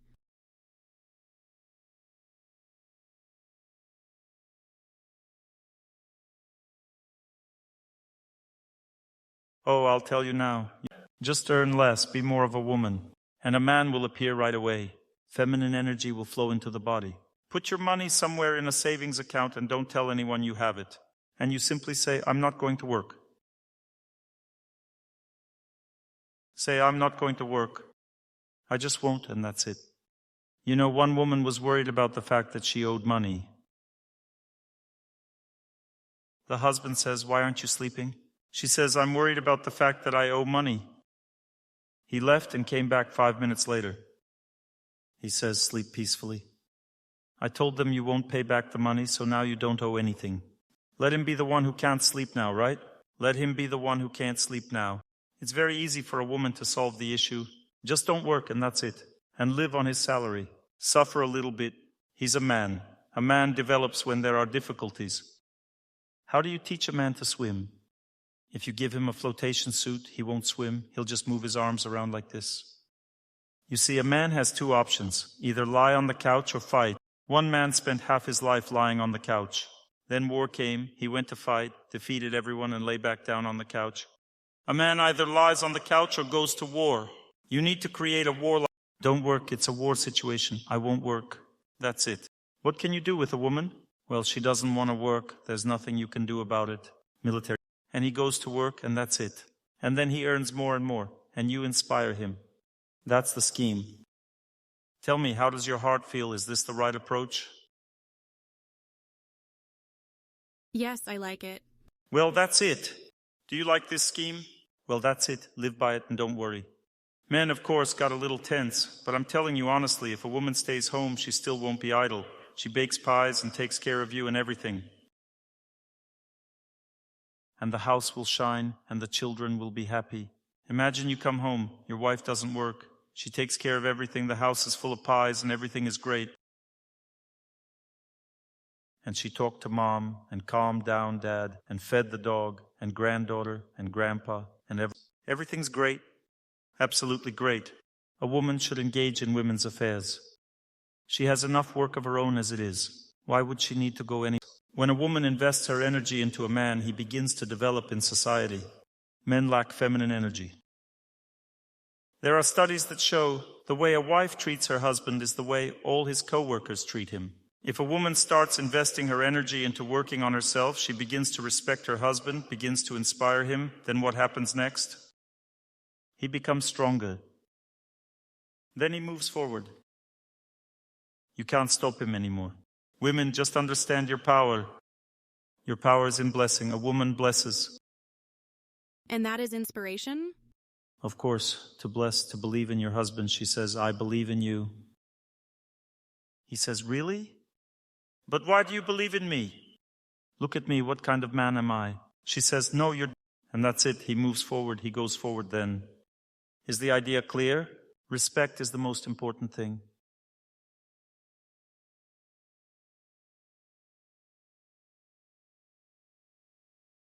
You need to learn to respect a man. You also need to learn to respect a woman. Start showing respect. Understand that next to you is a fragile being, very sensitive. Everything irritates her. Everything is hard to accept or hard to change in life.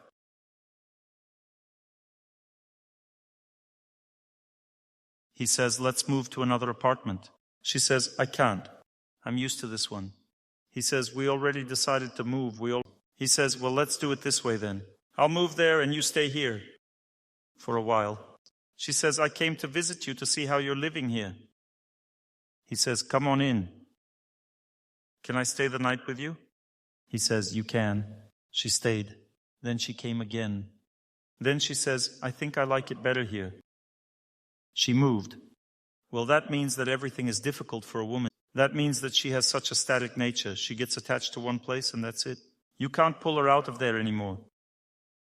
That means that it's difficult for her to change anything in life. She has a stable, static nature. A man should understand how a woman is built and respect her feelings, her capabilities, her needs. She develops some desire. She can't get away from it anymore. The Vedas explain that in order to understand how to respect each other, one needs to understand. The Vedas explain that a woman's nature is like a river. She flows like a river. She constantly changes. She has new interests. She is the foundation of human life. Life is born from her, and she also takes life away. Death also has a feminine nature. It's also feminine energy and not bad energy, not evil. Death has cold energy, and it deeply relaxes a person. When death comes to a sick person who is already ready to pass away, it has a feminine nature.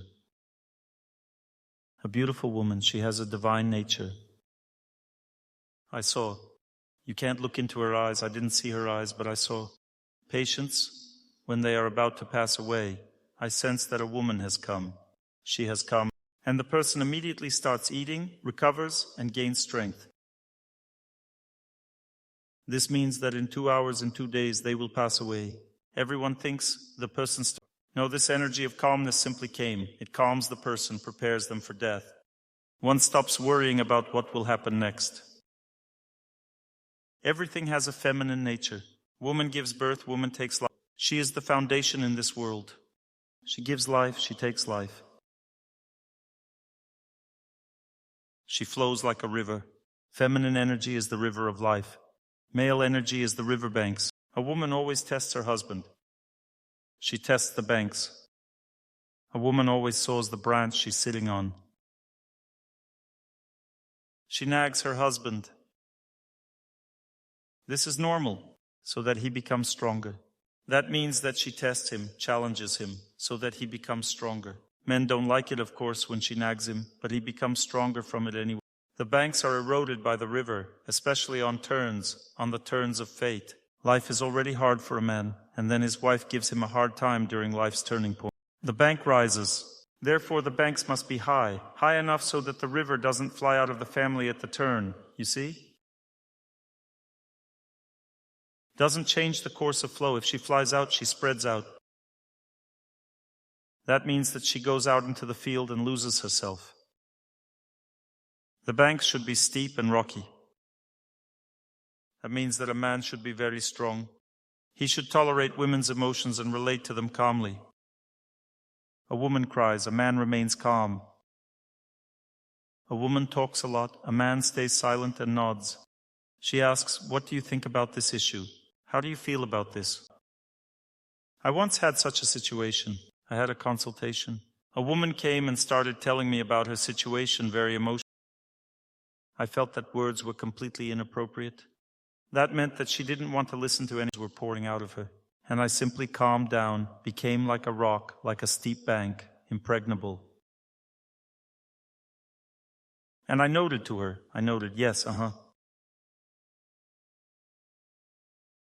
And she talked and talked for half an hour, and then suddenly she stopped and started looking.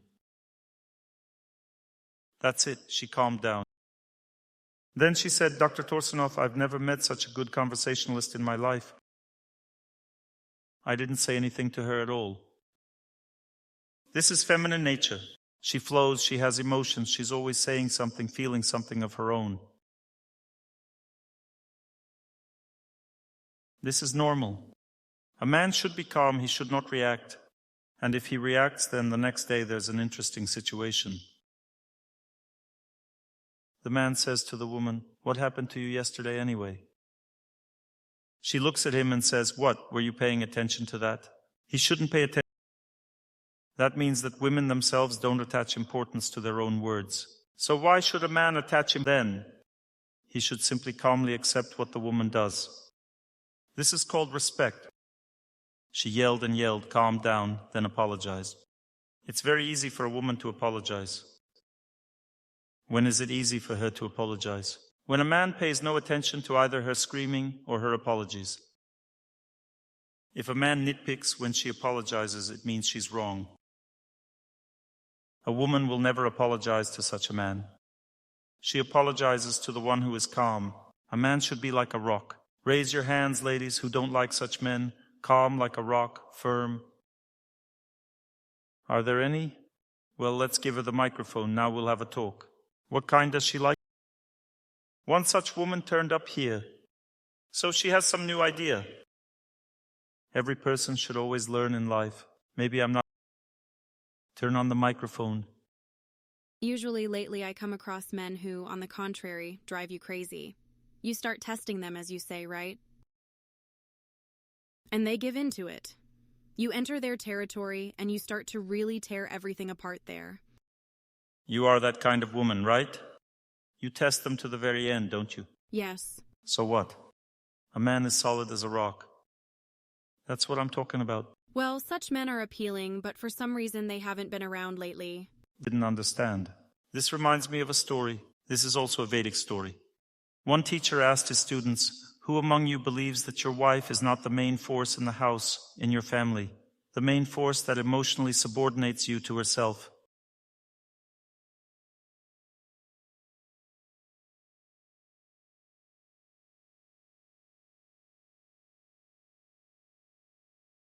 Who believes that he is mentally stronger than his wife? Take a step forward, and one man steps forward. All the rest remain. The teacher approaches this man and says, "What, are you really mentally stronger than your wife? Are you really capable of behaving like that?" Her emotions, her psyche under control, so that she doesn't lose her balance? He looks around and says, "You know, if such a question were asked, my wife asked me not to say that."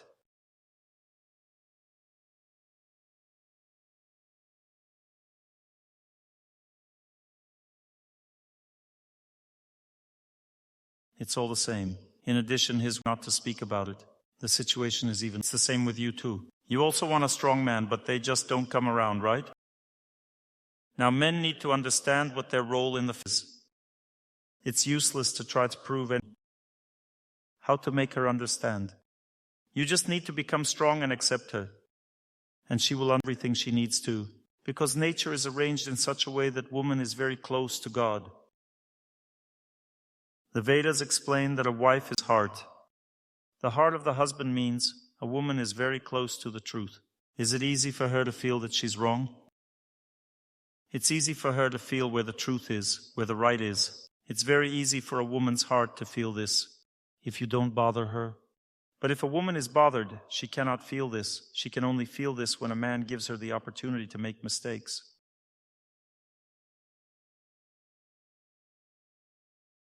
This is what needs to be done in the family. A man should give a woman the opportunity to make mistakes, and she will feel remorse for it herself. This is respect for a woman. Ladies, do you agree that it's easier to feel remorse when no one to feel for yourself what needs to be done? Now, how do you make a man understand where the right path is? Here it's more complicated. A man is the direction of life. If a woman is the heart of the family, then a man is the direction of the family, the intelligence of the family. Therefore, to make a man understand, you need to act differently. A woman should discipline her husband. There are two sides to the coin of family relationships, two sides of love. A woman should help her husband and take care of him, and should very gently and tenderly, unobtrusively tell him the truth. For example, if he's wrong in relation to his boss, then you should say, "You're doing great, stand your ground." But it seems to me that the boss is also right about something. You don't have to talk about it right away, but you can do it later when he has eaten and is full. All the most difficult things need to be said to a man after lunch. When he's full, he's so kind. And at that moment, you can tell him a little bit of truth. Remember that you need to tell a man the truth very gently, tenderly, and little by little. You need to tell him about 60 times for it to get through to him. Around the 30th time, he starts paying attention to it.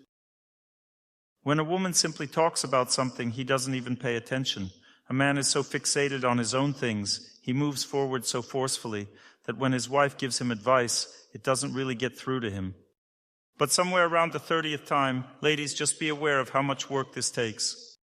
If you want to change a man's direction, understand, he's like a locomotive. He moves in his own direction. It's impossible to stop a locomotive. You can't stop a train, but you can turn it.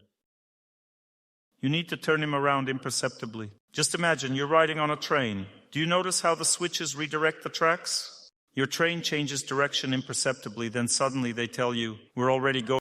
And so wise women, they always agree with their man, but gradually change the switches. Because a woman's nature is such that if she takes control of something in her life, she never retreats from it. You see? That means that if a woman has gained something in her relationship with a man, she will never give it. Ladies, do you understand what I'm talking about? You don't understand? For example, let's say a man previously didn't allow you to make remarks to him, but you gradually started doing it. A man, you see, is naturally soft inside, he's yielding, but on the outside he has very strong protection. If you've gradually broken through it, the way you make remarks, then you'll continue doing so from then on. You won't take a single step back, and he will give in on this and remain in these positions. You see? Are you tired of me? I'm going to tell you something very important right now. A person has two psychic frameworks, two energy layers, as I call it. There is an inner, deep one, and there is an outer one. The outer one is connected to a person's behavior, to their reaction to the environment, to how they adapt to life, how they conduct themselves, and often how they relate to themselves.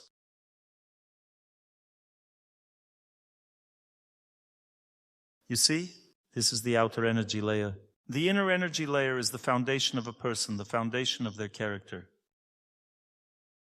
The ability to change one's character or keep it stable, stability of character or flexibility. This is the firmness or softness of a person as an individual. Now learn the truth that will astound you. A woman has a very soft outer energy layer. This means that when a woman enters some group, let's say, she immediately adapts to it. It's very easy for a woman to speak a foreign language. She speaks it just like her native language right away. That means that she gets all the accents right. She immediately slips into the role of a foreigner. A woman very easily adapts to any environment. She adapts easily. She's capable of behaving the way that's accepted in that environment. And then for the rest of her life, she behaves the same way in that environment. The outer layer, meaning the relationship layer in a woman, is very soft. It's very easy for her to adapt to her husband's speech and behavior. That means that she easily adapts to his actions and behavior. She gets used to it, adapts easily, gives him as much space as needed in the relationship, as much as he wants. That's how much she gives. She accepts all his habits and character. The outer energy layer in women is very soft. If a woman acts through love, she behaves very gently and tenderly with a man.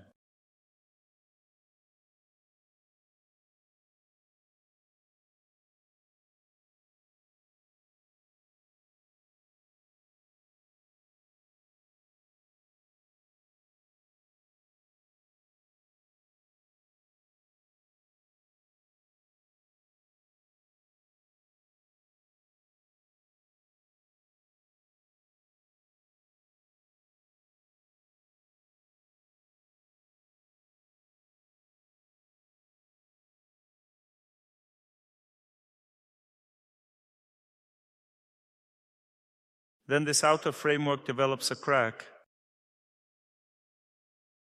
That means that you can penetrate there. And when a woman penetrates a man's heart, then she can very quickly change his character. But again, the changes themselves need to be made imperceptibly. For example, if you tell your husband, "What good lectures?" Like this, not intrusively. But of course, you know more than Dr. Torsunov. Like this 60 times. After 60 times, he's already sitting here at the lecture. And then he will say, "Yes, I knew all of this myself. And he did all of this in life himself." He may not have even done it, but he wanted to do it. You won't be able to convince a man that you were the one who brought him here. This is impossible. He makes his own decisions, understands everything himself, considers himself knowledgeable on all matters. Even women and men listen to lectures differently. Do you know how women listen to lectures? They absorb everything, soak it all up, they believe. Do you know how men listen to lectures? Like this. That means that they listen to lectures differently, in a masculine way. What does it mean in a masculine way? This means that they have their own opinion, but they are ready to listen to yours. This is normal. That's how the world is arranged. Imagine if everyone were too trusting, there would be no normal life. A man moves like a train in his direction, but when he has changed his course of movement, this movement becomes unwavering.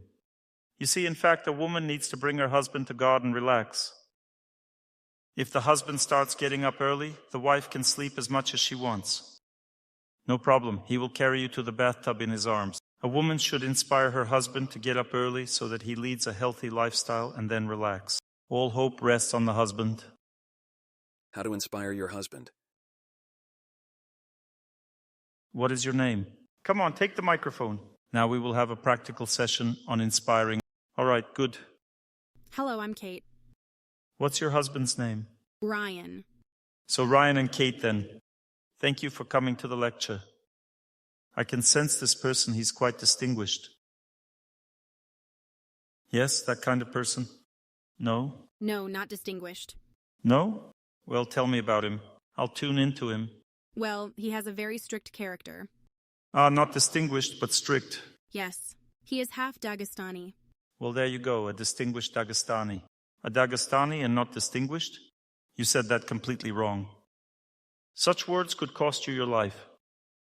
I have friends who are Dagestanis, I know their character. He is a very distinguished man. Apparently, I didn't understand that word correctly. Yes, you misunderstood it.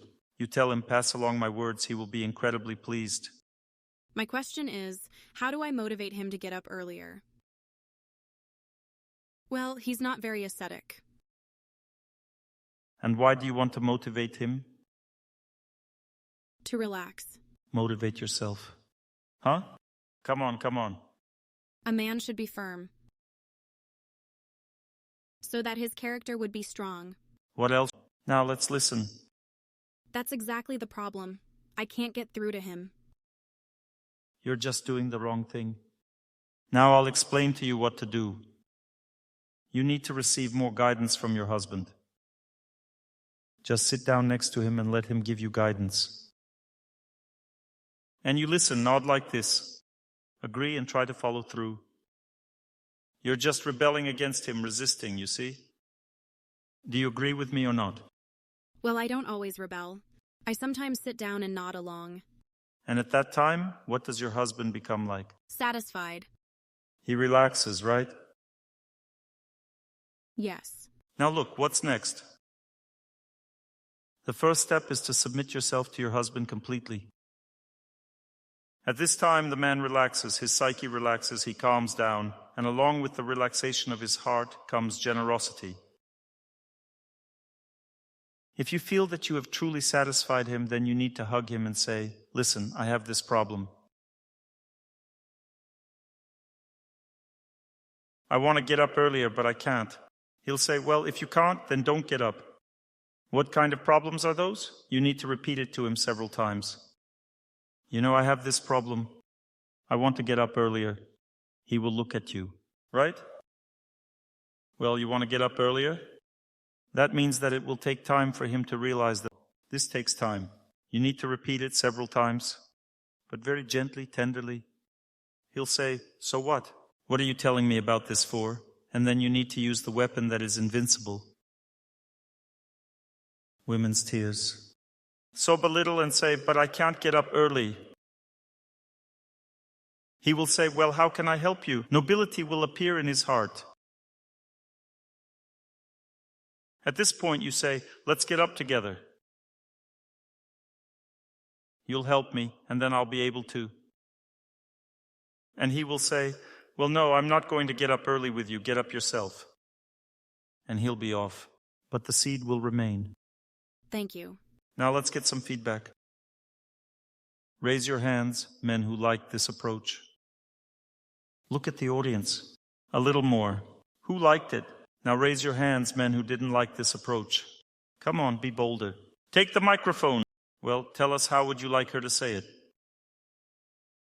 My name is Raphael. Yes, very good. I'm glad you came. I'm also very glad that I came here. Tell us how you like it here. Good atmosphere and knowledge. The thing is, my wife Gina and I, well, we're together. Such a classic couple.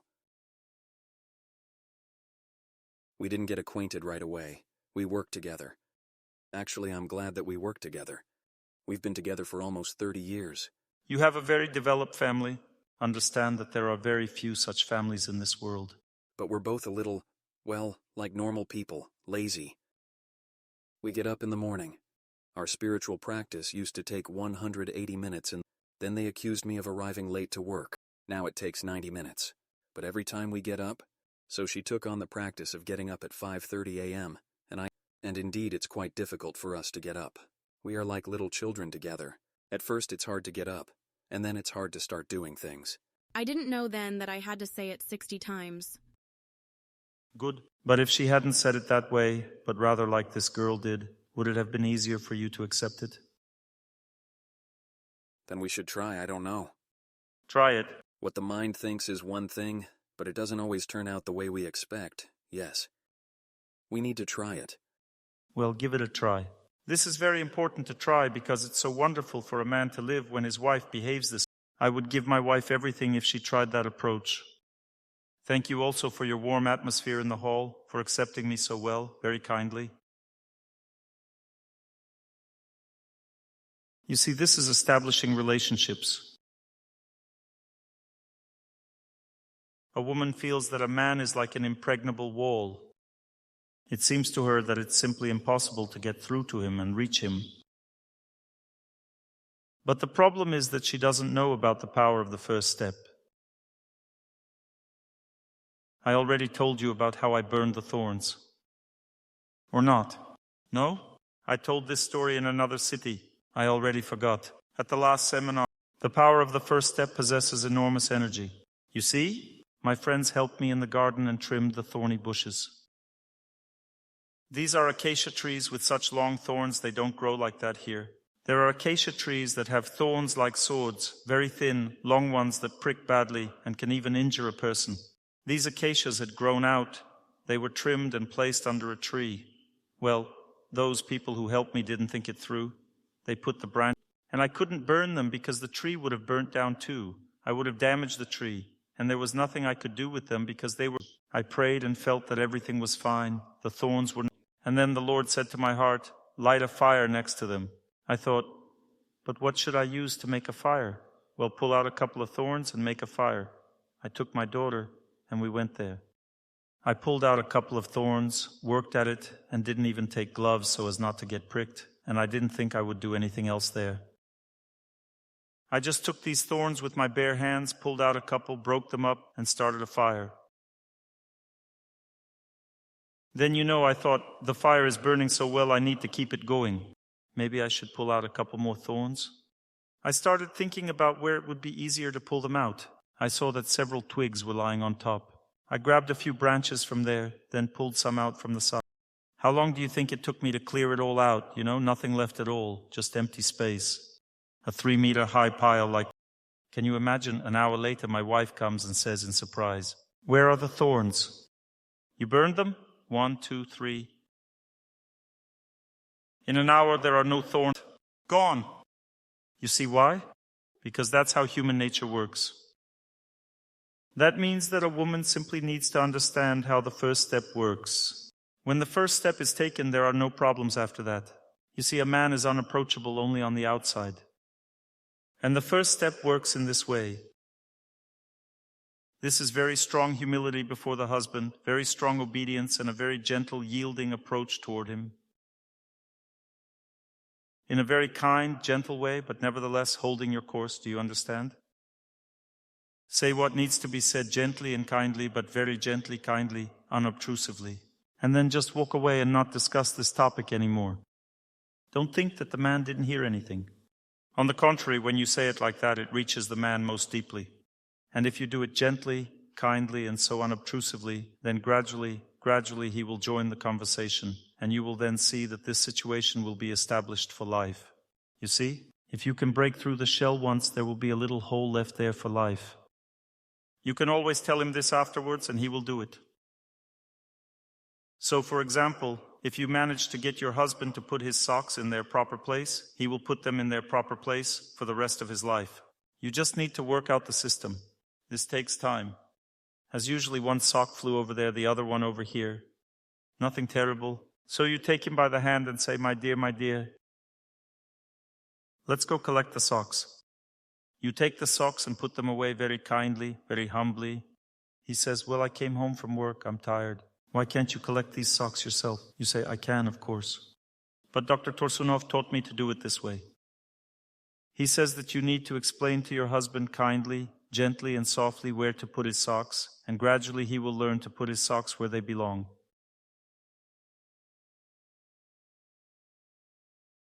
He won't let me go to lectures anymore. Huh? Well, then don't mention Dr. Torsunov. That's right. It's better to keep me alive. Men are different after all. Some Dagestanis have a fight. Well, all right. So respect for a man means a gentle and accommodating approach. If a woman understands her power, she lives like a queen in her family. She has no problems at all. She doesn't feel that she's being constrained or tormented. You see, the suffering begins when she throws herself at the embrasure. That means that you shouldn't throw yourself on the grenade, you see? That means that you just need to understand how to behave with a man. I understood what a man is like in early childhood. When I was a child, I went to visit my grandmother and grandfather. They had chickens. I started chasing the hens. One hen was sitting on her eggs and couldn't run away from me.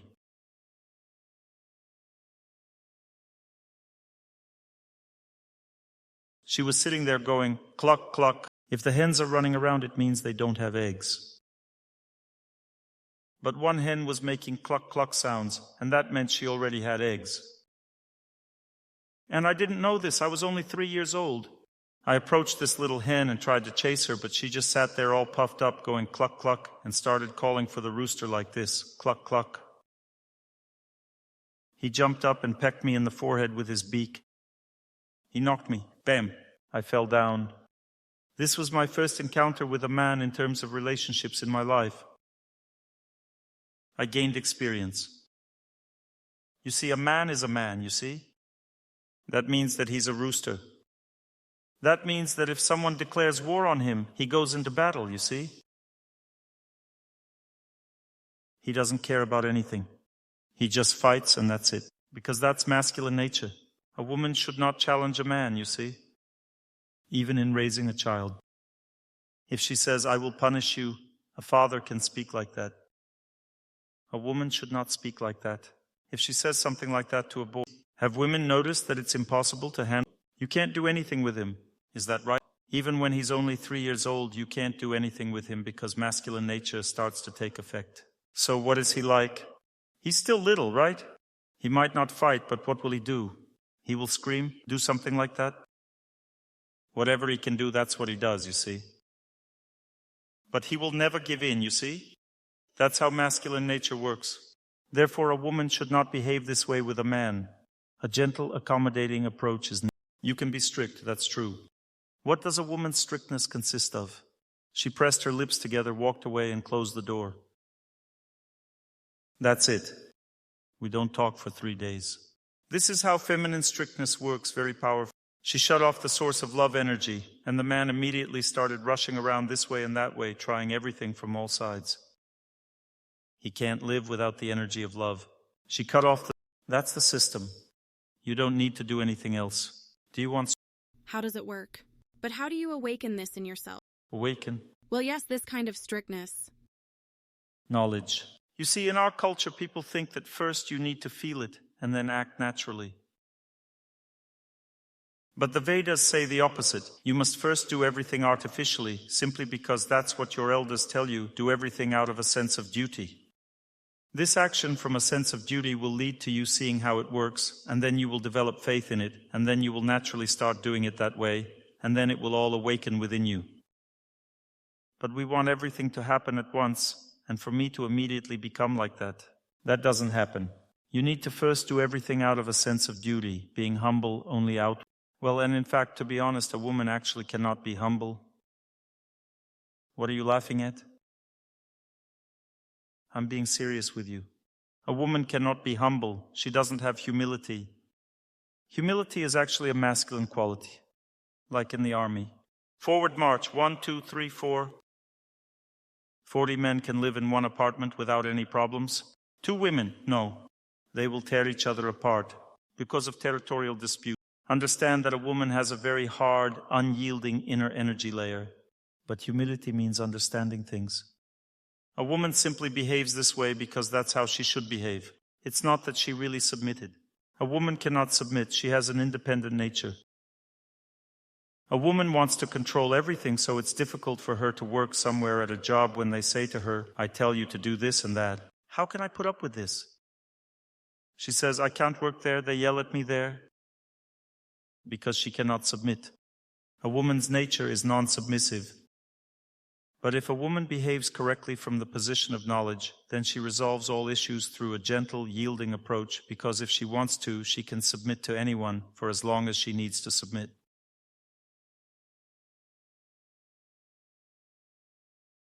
She has no problem doing this when necessary. And that's exactly how one should live. This is what knowledge consists of. Submit because that's how it should be, and that's it. And the man will respect you. A man has a submissive nature, but a man only submits when he sees submission. When you submit to a man, you submit to him for 1 second, but he will submit to you all day long.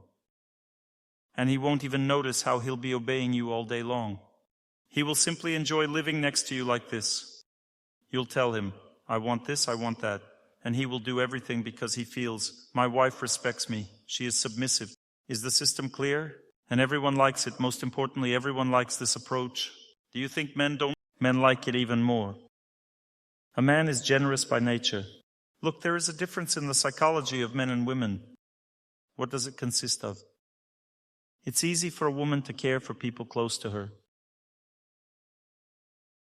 She can wash floors, cook, she does it easily. But it's hard for her to give up what's hers. To give up her positions in life, to give away her territory and so on. It's hard for a man to take care. Try to make him wash something and he's like, ugh. A man can do well what he likes to do. If he likes something, if he likes washing the floor, he will wash it every day. This happens rarely, but some men like doing certain things around the house. For example, he likes washing. If he likes it, he will do it, but he won't do anything else. You can't make him do anything else.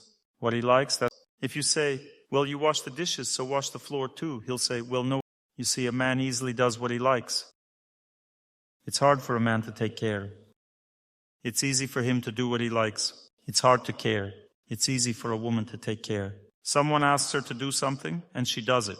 She does it, no problem. It's easy for her. You ask a man to do something, it's hard for him. He has a different nature. But for a man, it's easy to give away what he has. He gave away his salary and forgot about it. But for a woman, giving away what she has is very difficult.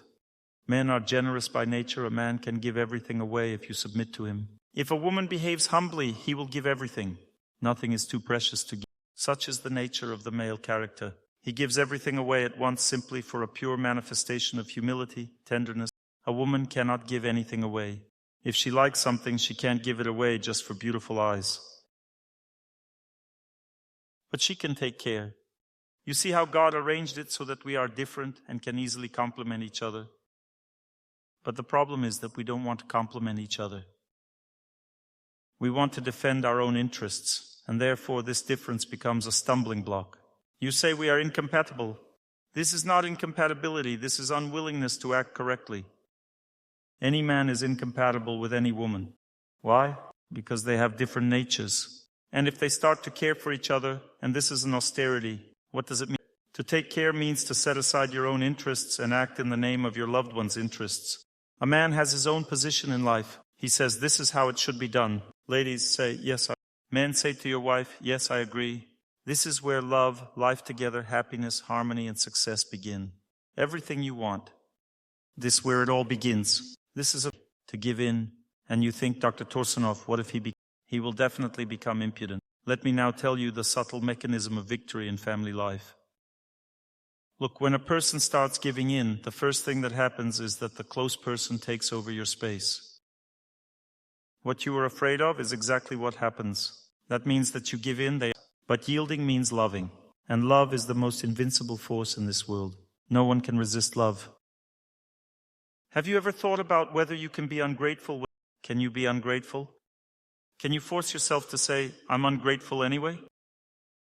Even if a person becomes insolent, there is still gratitude in their heart for the fact that their loved one gives of themselves, for the fact that they act honestly and purely in the relationship.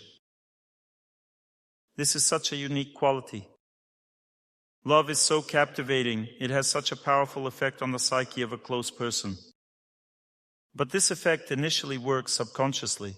The iceberg melts from below, but on top it stands just as it stood before. Then it flips suddenly, and a different kind of relationship begins. This is how family life works. At first, a person always stands up for their own interests and advances. You retreat, they advance. But gratitude in their heart grows. Gratitude is something that opens intelligence toward another person. Along with intelligence, the ears open up. People basically don't listen to each other in family life. Without caring, there will be no obedience. So the ears open up when someone starts to care. If you help a close person, yield to them. The time comes, and your close person feels gratitude, but usually this moment comes through a small crisis. If you help a close person and they take advantage of you, become pushy, then you need to back down as much as you can. And then at some point, you simply need to distance yourself from them and go through the next 3 stages.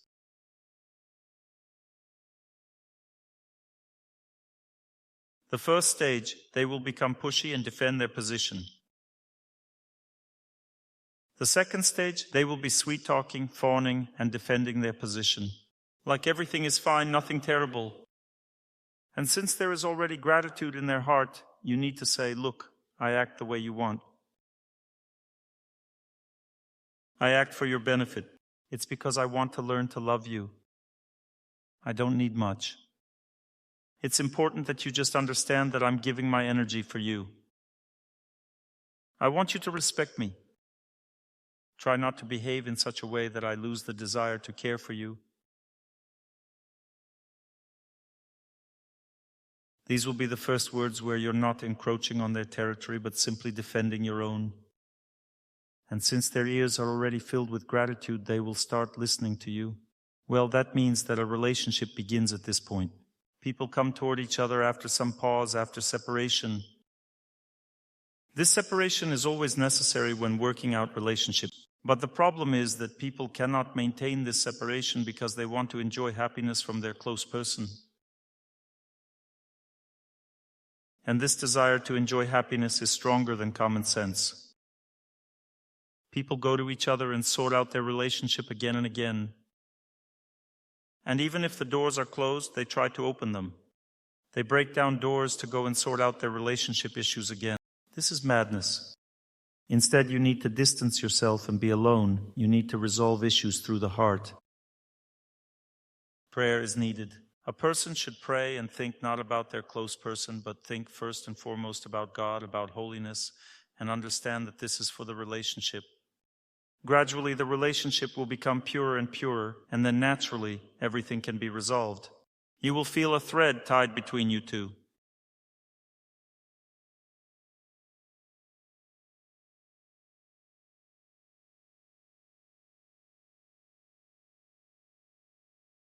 When a pure relationship begins, then you can already resolve the issue. But before that, you can't. You cannot achieve your goals through external artificial means.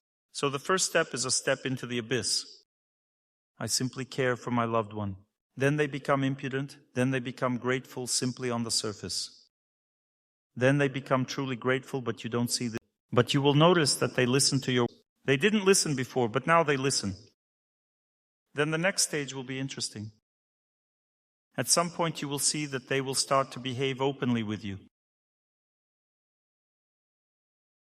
They will start opening their heart to you, saying things they never said before. And you shouldn't use their openness and revelations to corner them to say how much you've worked on the relationship.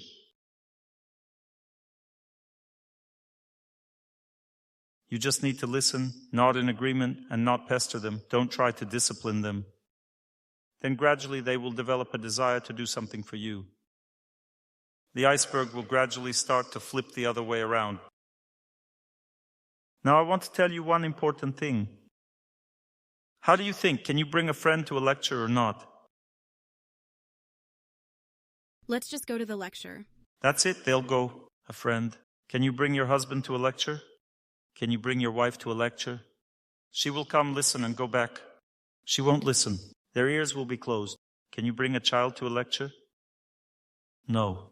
Because in close relationships, teaching doesn't work. In close relationships, only love works.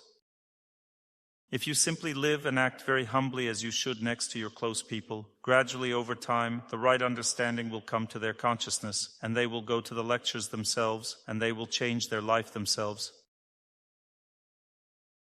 Don't torment your loved ones. Don't try to prove to them how to live correctly. You will ruin the relationship and destroy the family. Give them the opportunity to live the way they can and want to. Leave them the opportunity to live with their views and interests. Simply love them, yield to them, act correctly as you should. Give in to them and give them the opportunity to live as they can. The time will come, life will change. I'll tell you how my wife and I resolved the issue of getting up early. Well, you know that I'm kind of a fanatic about getting up early. I always try to get up early. At what time? Well, depending on my capabilities. That means that when flights are long, I can get up at, let's say, 6. At home, when I have good health, I can get up at 4, for example. Sometimes when I'm very tired, I can even get up at 8 because I simply can't get up earlier. That means that fatigue doesn't allow me to get up earlier. But I try to get up early. But feminine nature is different.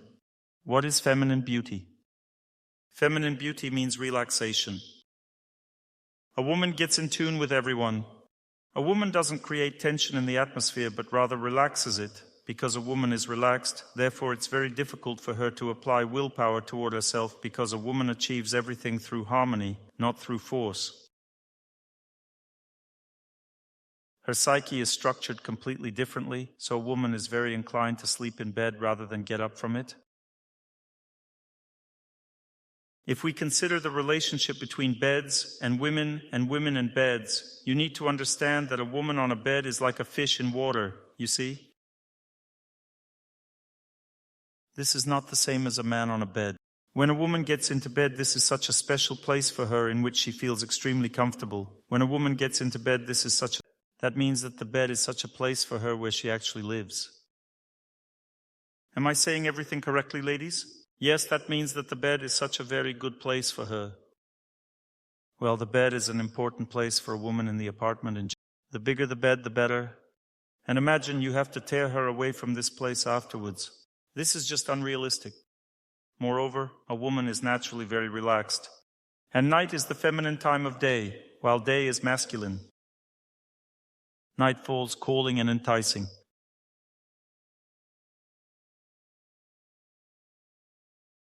I know now that night is stronger than day.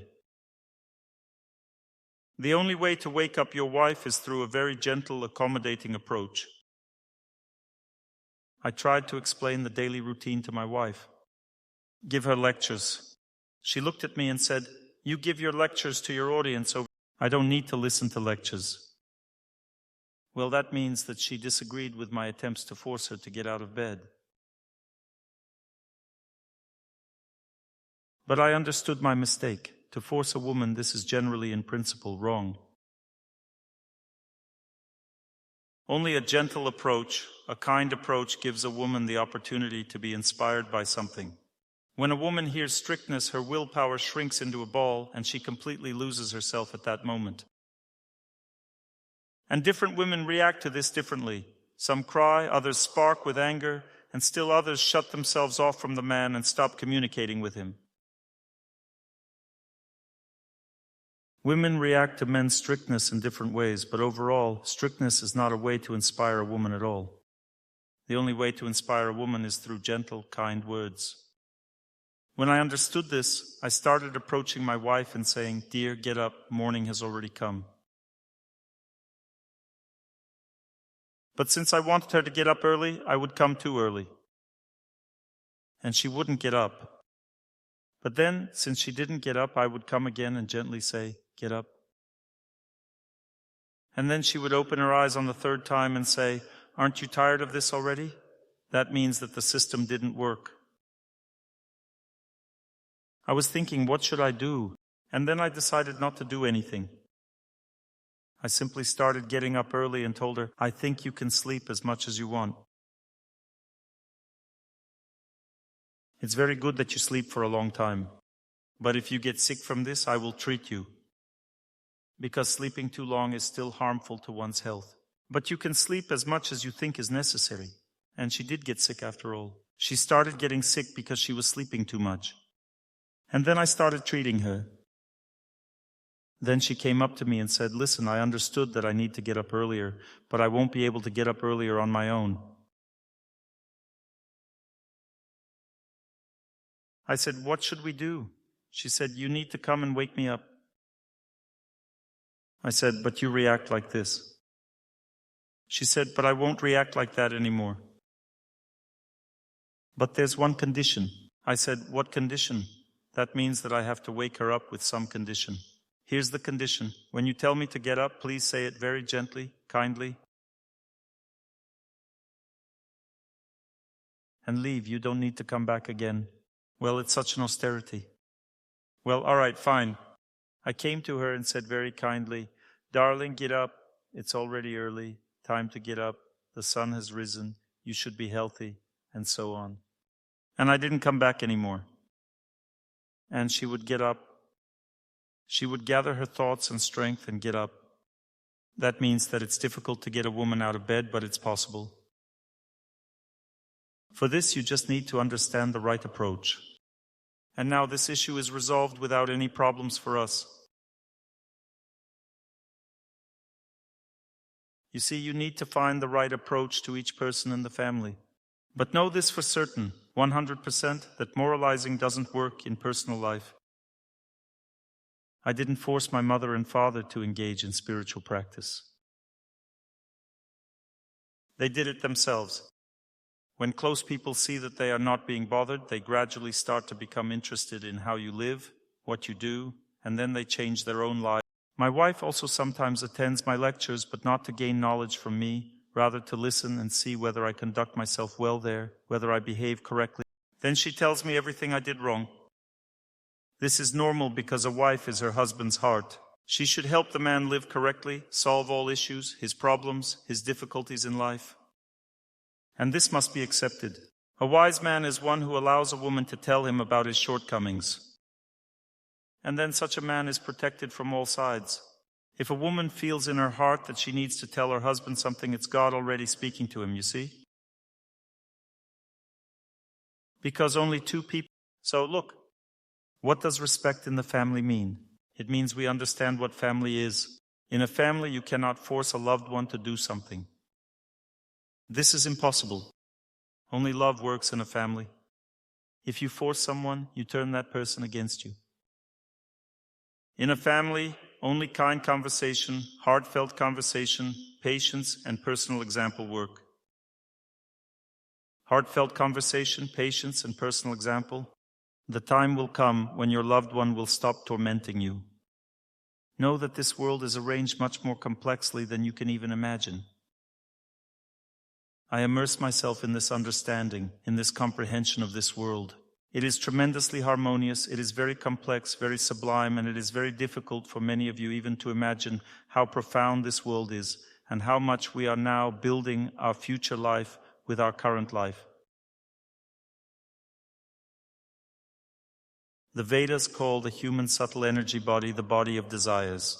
Whatever desires a person cultivates, that is what they will receive. Understand that if a person does not pray, does not work on themselves, they are not worthy of human body in the next life.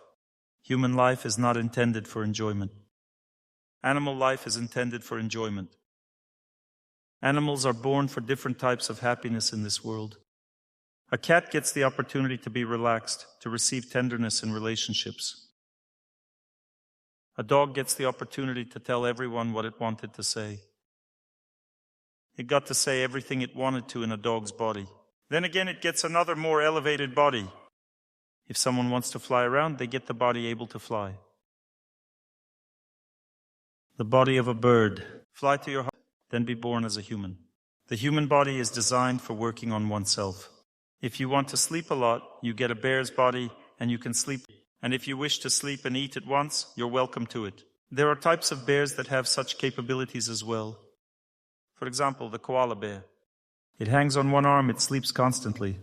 When it opens its eyes, it sees the most delicious food right in front. These are the leaves of the tree on which it hangs. And it's summer there year-round, so there are always leaves. And when the bear opens its eyes, it's so happy. Yum, yum, yum, and back to sleep again. Can you imagine what a happy life that is? You can only see something like that in a fairy tale. If you want to eat more, then the body of a cow. You'll eat all day long, chewing at night. No problem. And if you want to eat deliciously for it to be tasty, the body of a pig. Its taste receptors are so developed. Look at photos of how a pig eats. It looks like what? Is this really for me? Well, obviously now we've moved on to a different topic, sex. Then the body of a monkey. When I was studying the Vedas in India, I saw how monkeys on the fences, we cannot even remotely reproduce this. All those erotic films and such. Such emotions, it all goes on for so long that it sometimes becomes tiresome to listen, at least 5 times a day. Everything's normal with their potency there. My dears, the human body is intended for comprehending the depths of the human soul. For nothing else.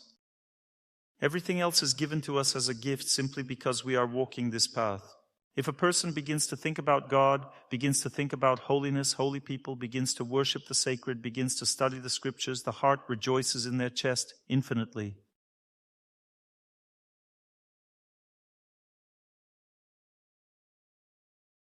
Even just talking about these topics makes the heart rejoice infinitely.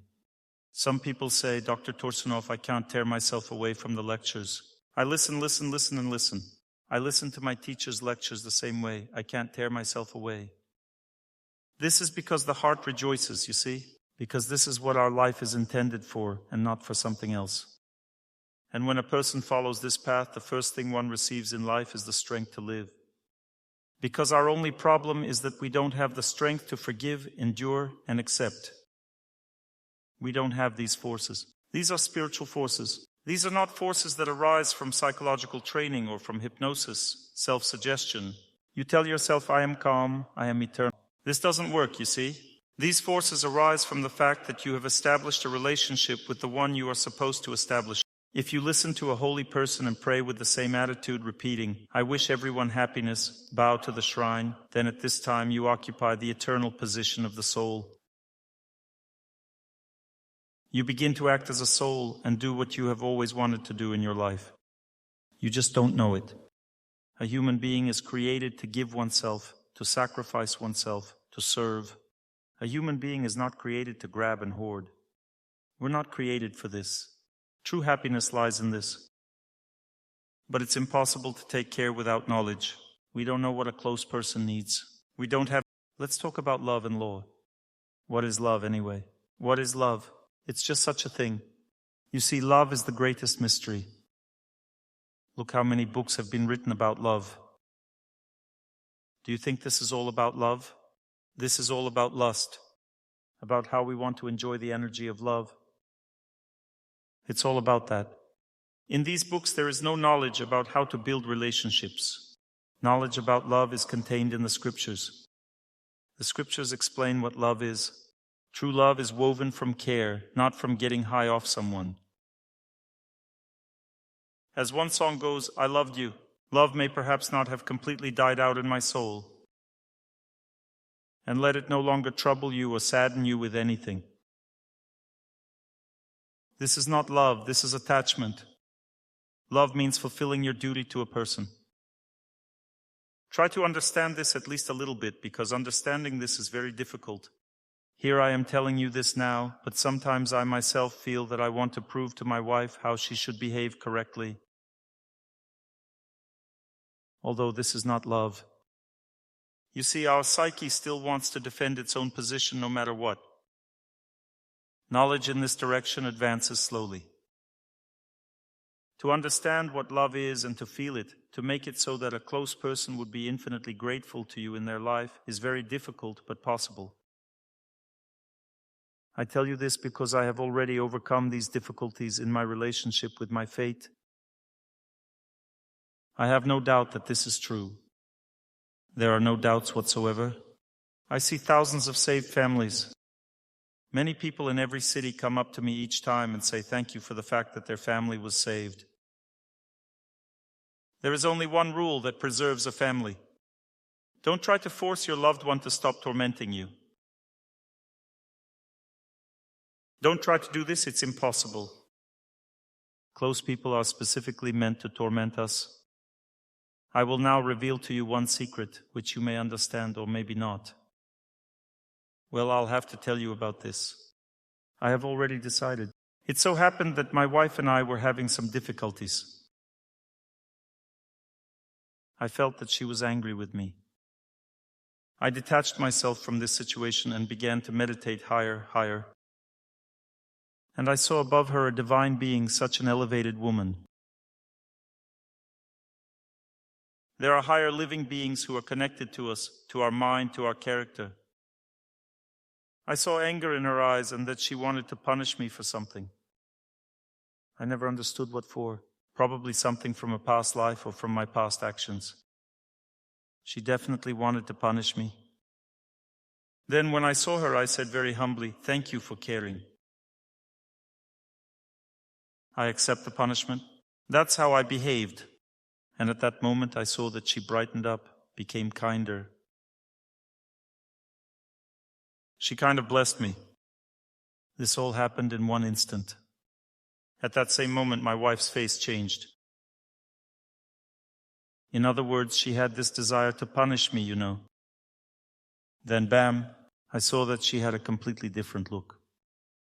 I was very surprised. I understood that higher forces make a person behave the way they behave with us.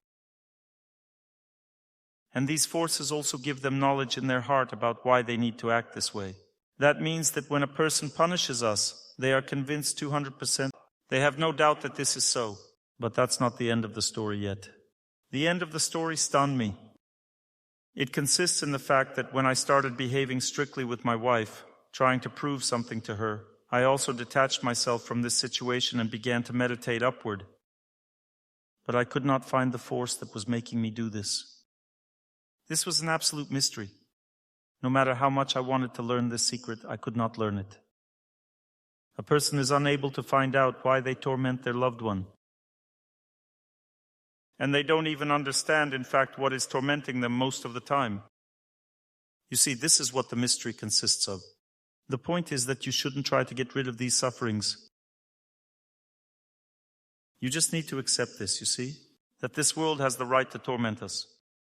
You just need to accept this, forgive, and ask for forgiveness. When a person accepts all of this, everything recedes, everything changes. That means that close people start behaving differently. Try to understand this.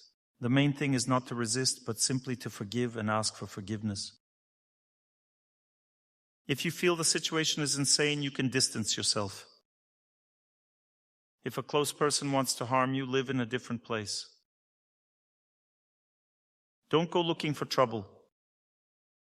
If you can't tolerate the situation, distance yourself from it. It's best to process the situation in your heart.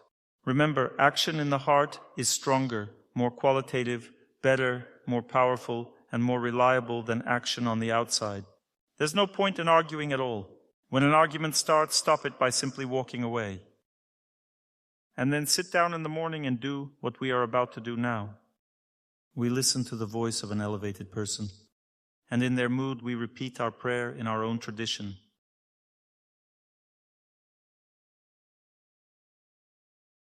And now we will repeat, I wish everyone happiness. You need to sit up straight during this time. You cannot be relaxed because the main issue in your life is being decided. You need to sit up straight and very focused. The next thing you need to know, you must definitely surrender yourself to someone at this time because your strength must be given away, and it's best to surrender yourself to what you believe in. Every person has their own faith, you see. I love all spiritual traditions that exist in this world, and in order to love them, I specifically study them. I deliberately worship the saints of these traditions to gain power in my heart, comprehension of the harmony of this creation, that everything here has been created with purpose. Everything in this world has its own meaning. I also advise you to set yourself up for this. If you want to follow a spiritual path in your faith, respect the faith of other people. Therefore, today we will not be listening to Orthodox music anymore.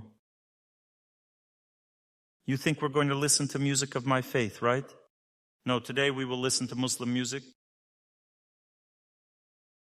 And the Muslims said that these are not prayers, but simply glorification of God.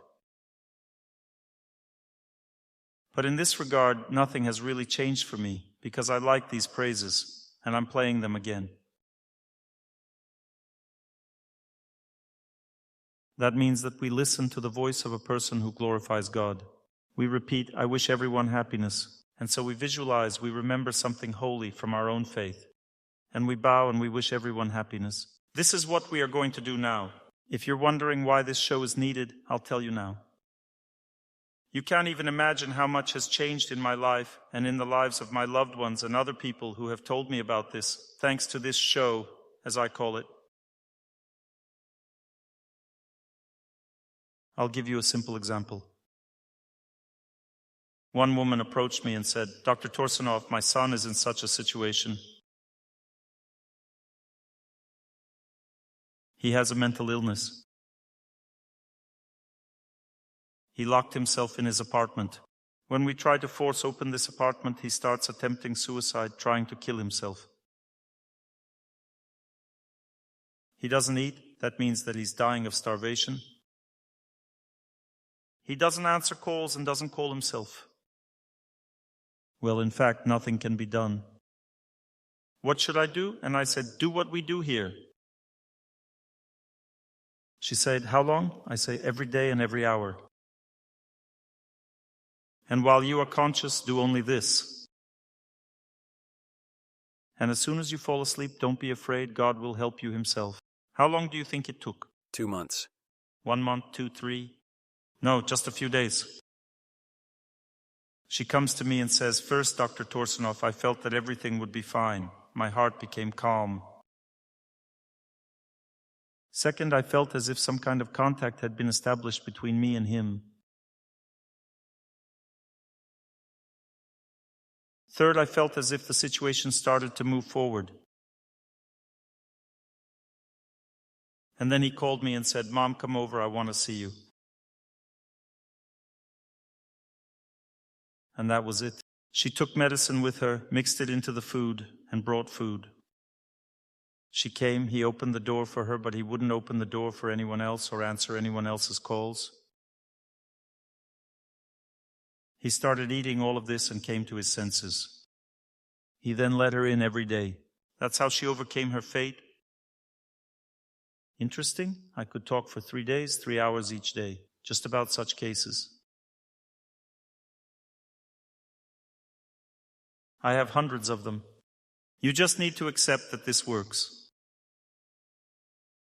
Raise your hand if you have a similar case in your life. What did you do? How did you change your fate with the help of prayer? I didn't have such a vivid example as the one you told. But this exact kind of show that you're talking about now, I did not so persistently, but regularly. My husband had a first family, and our relationship was very difficult and strained. His wife and daughter caused us a lot of trouble.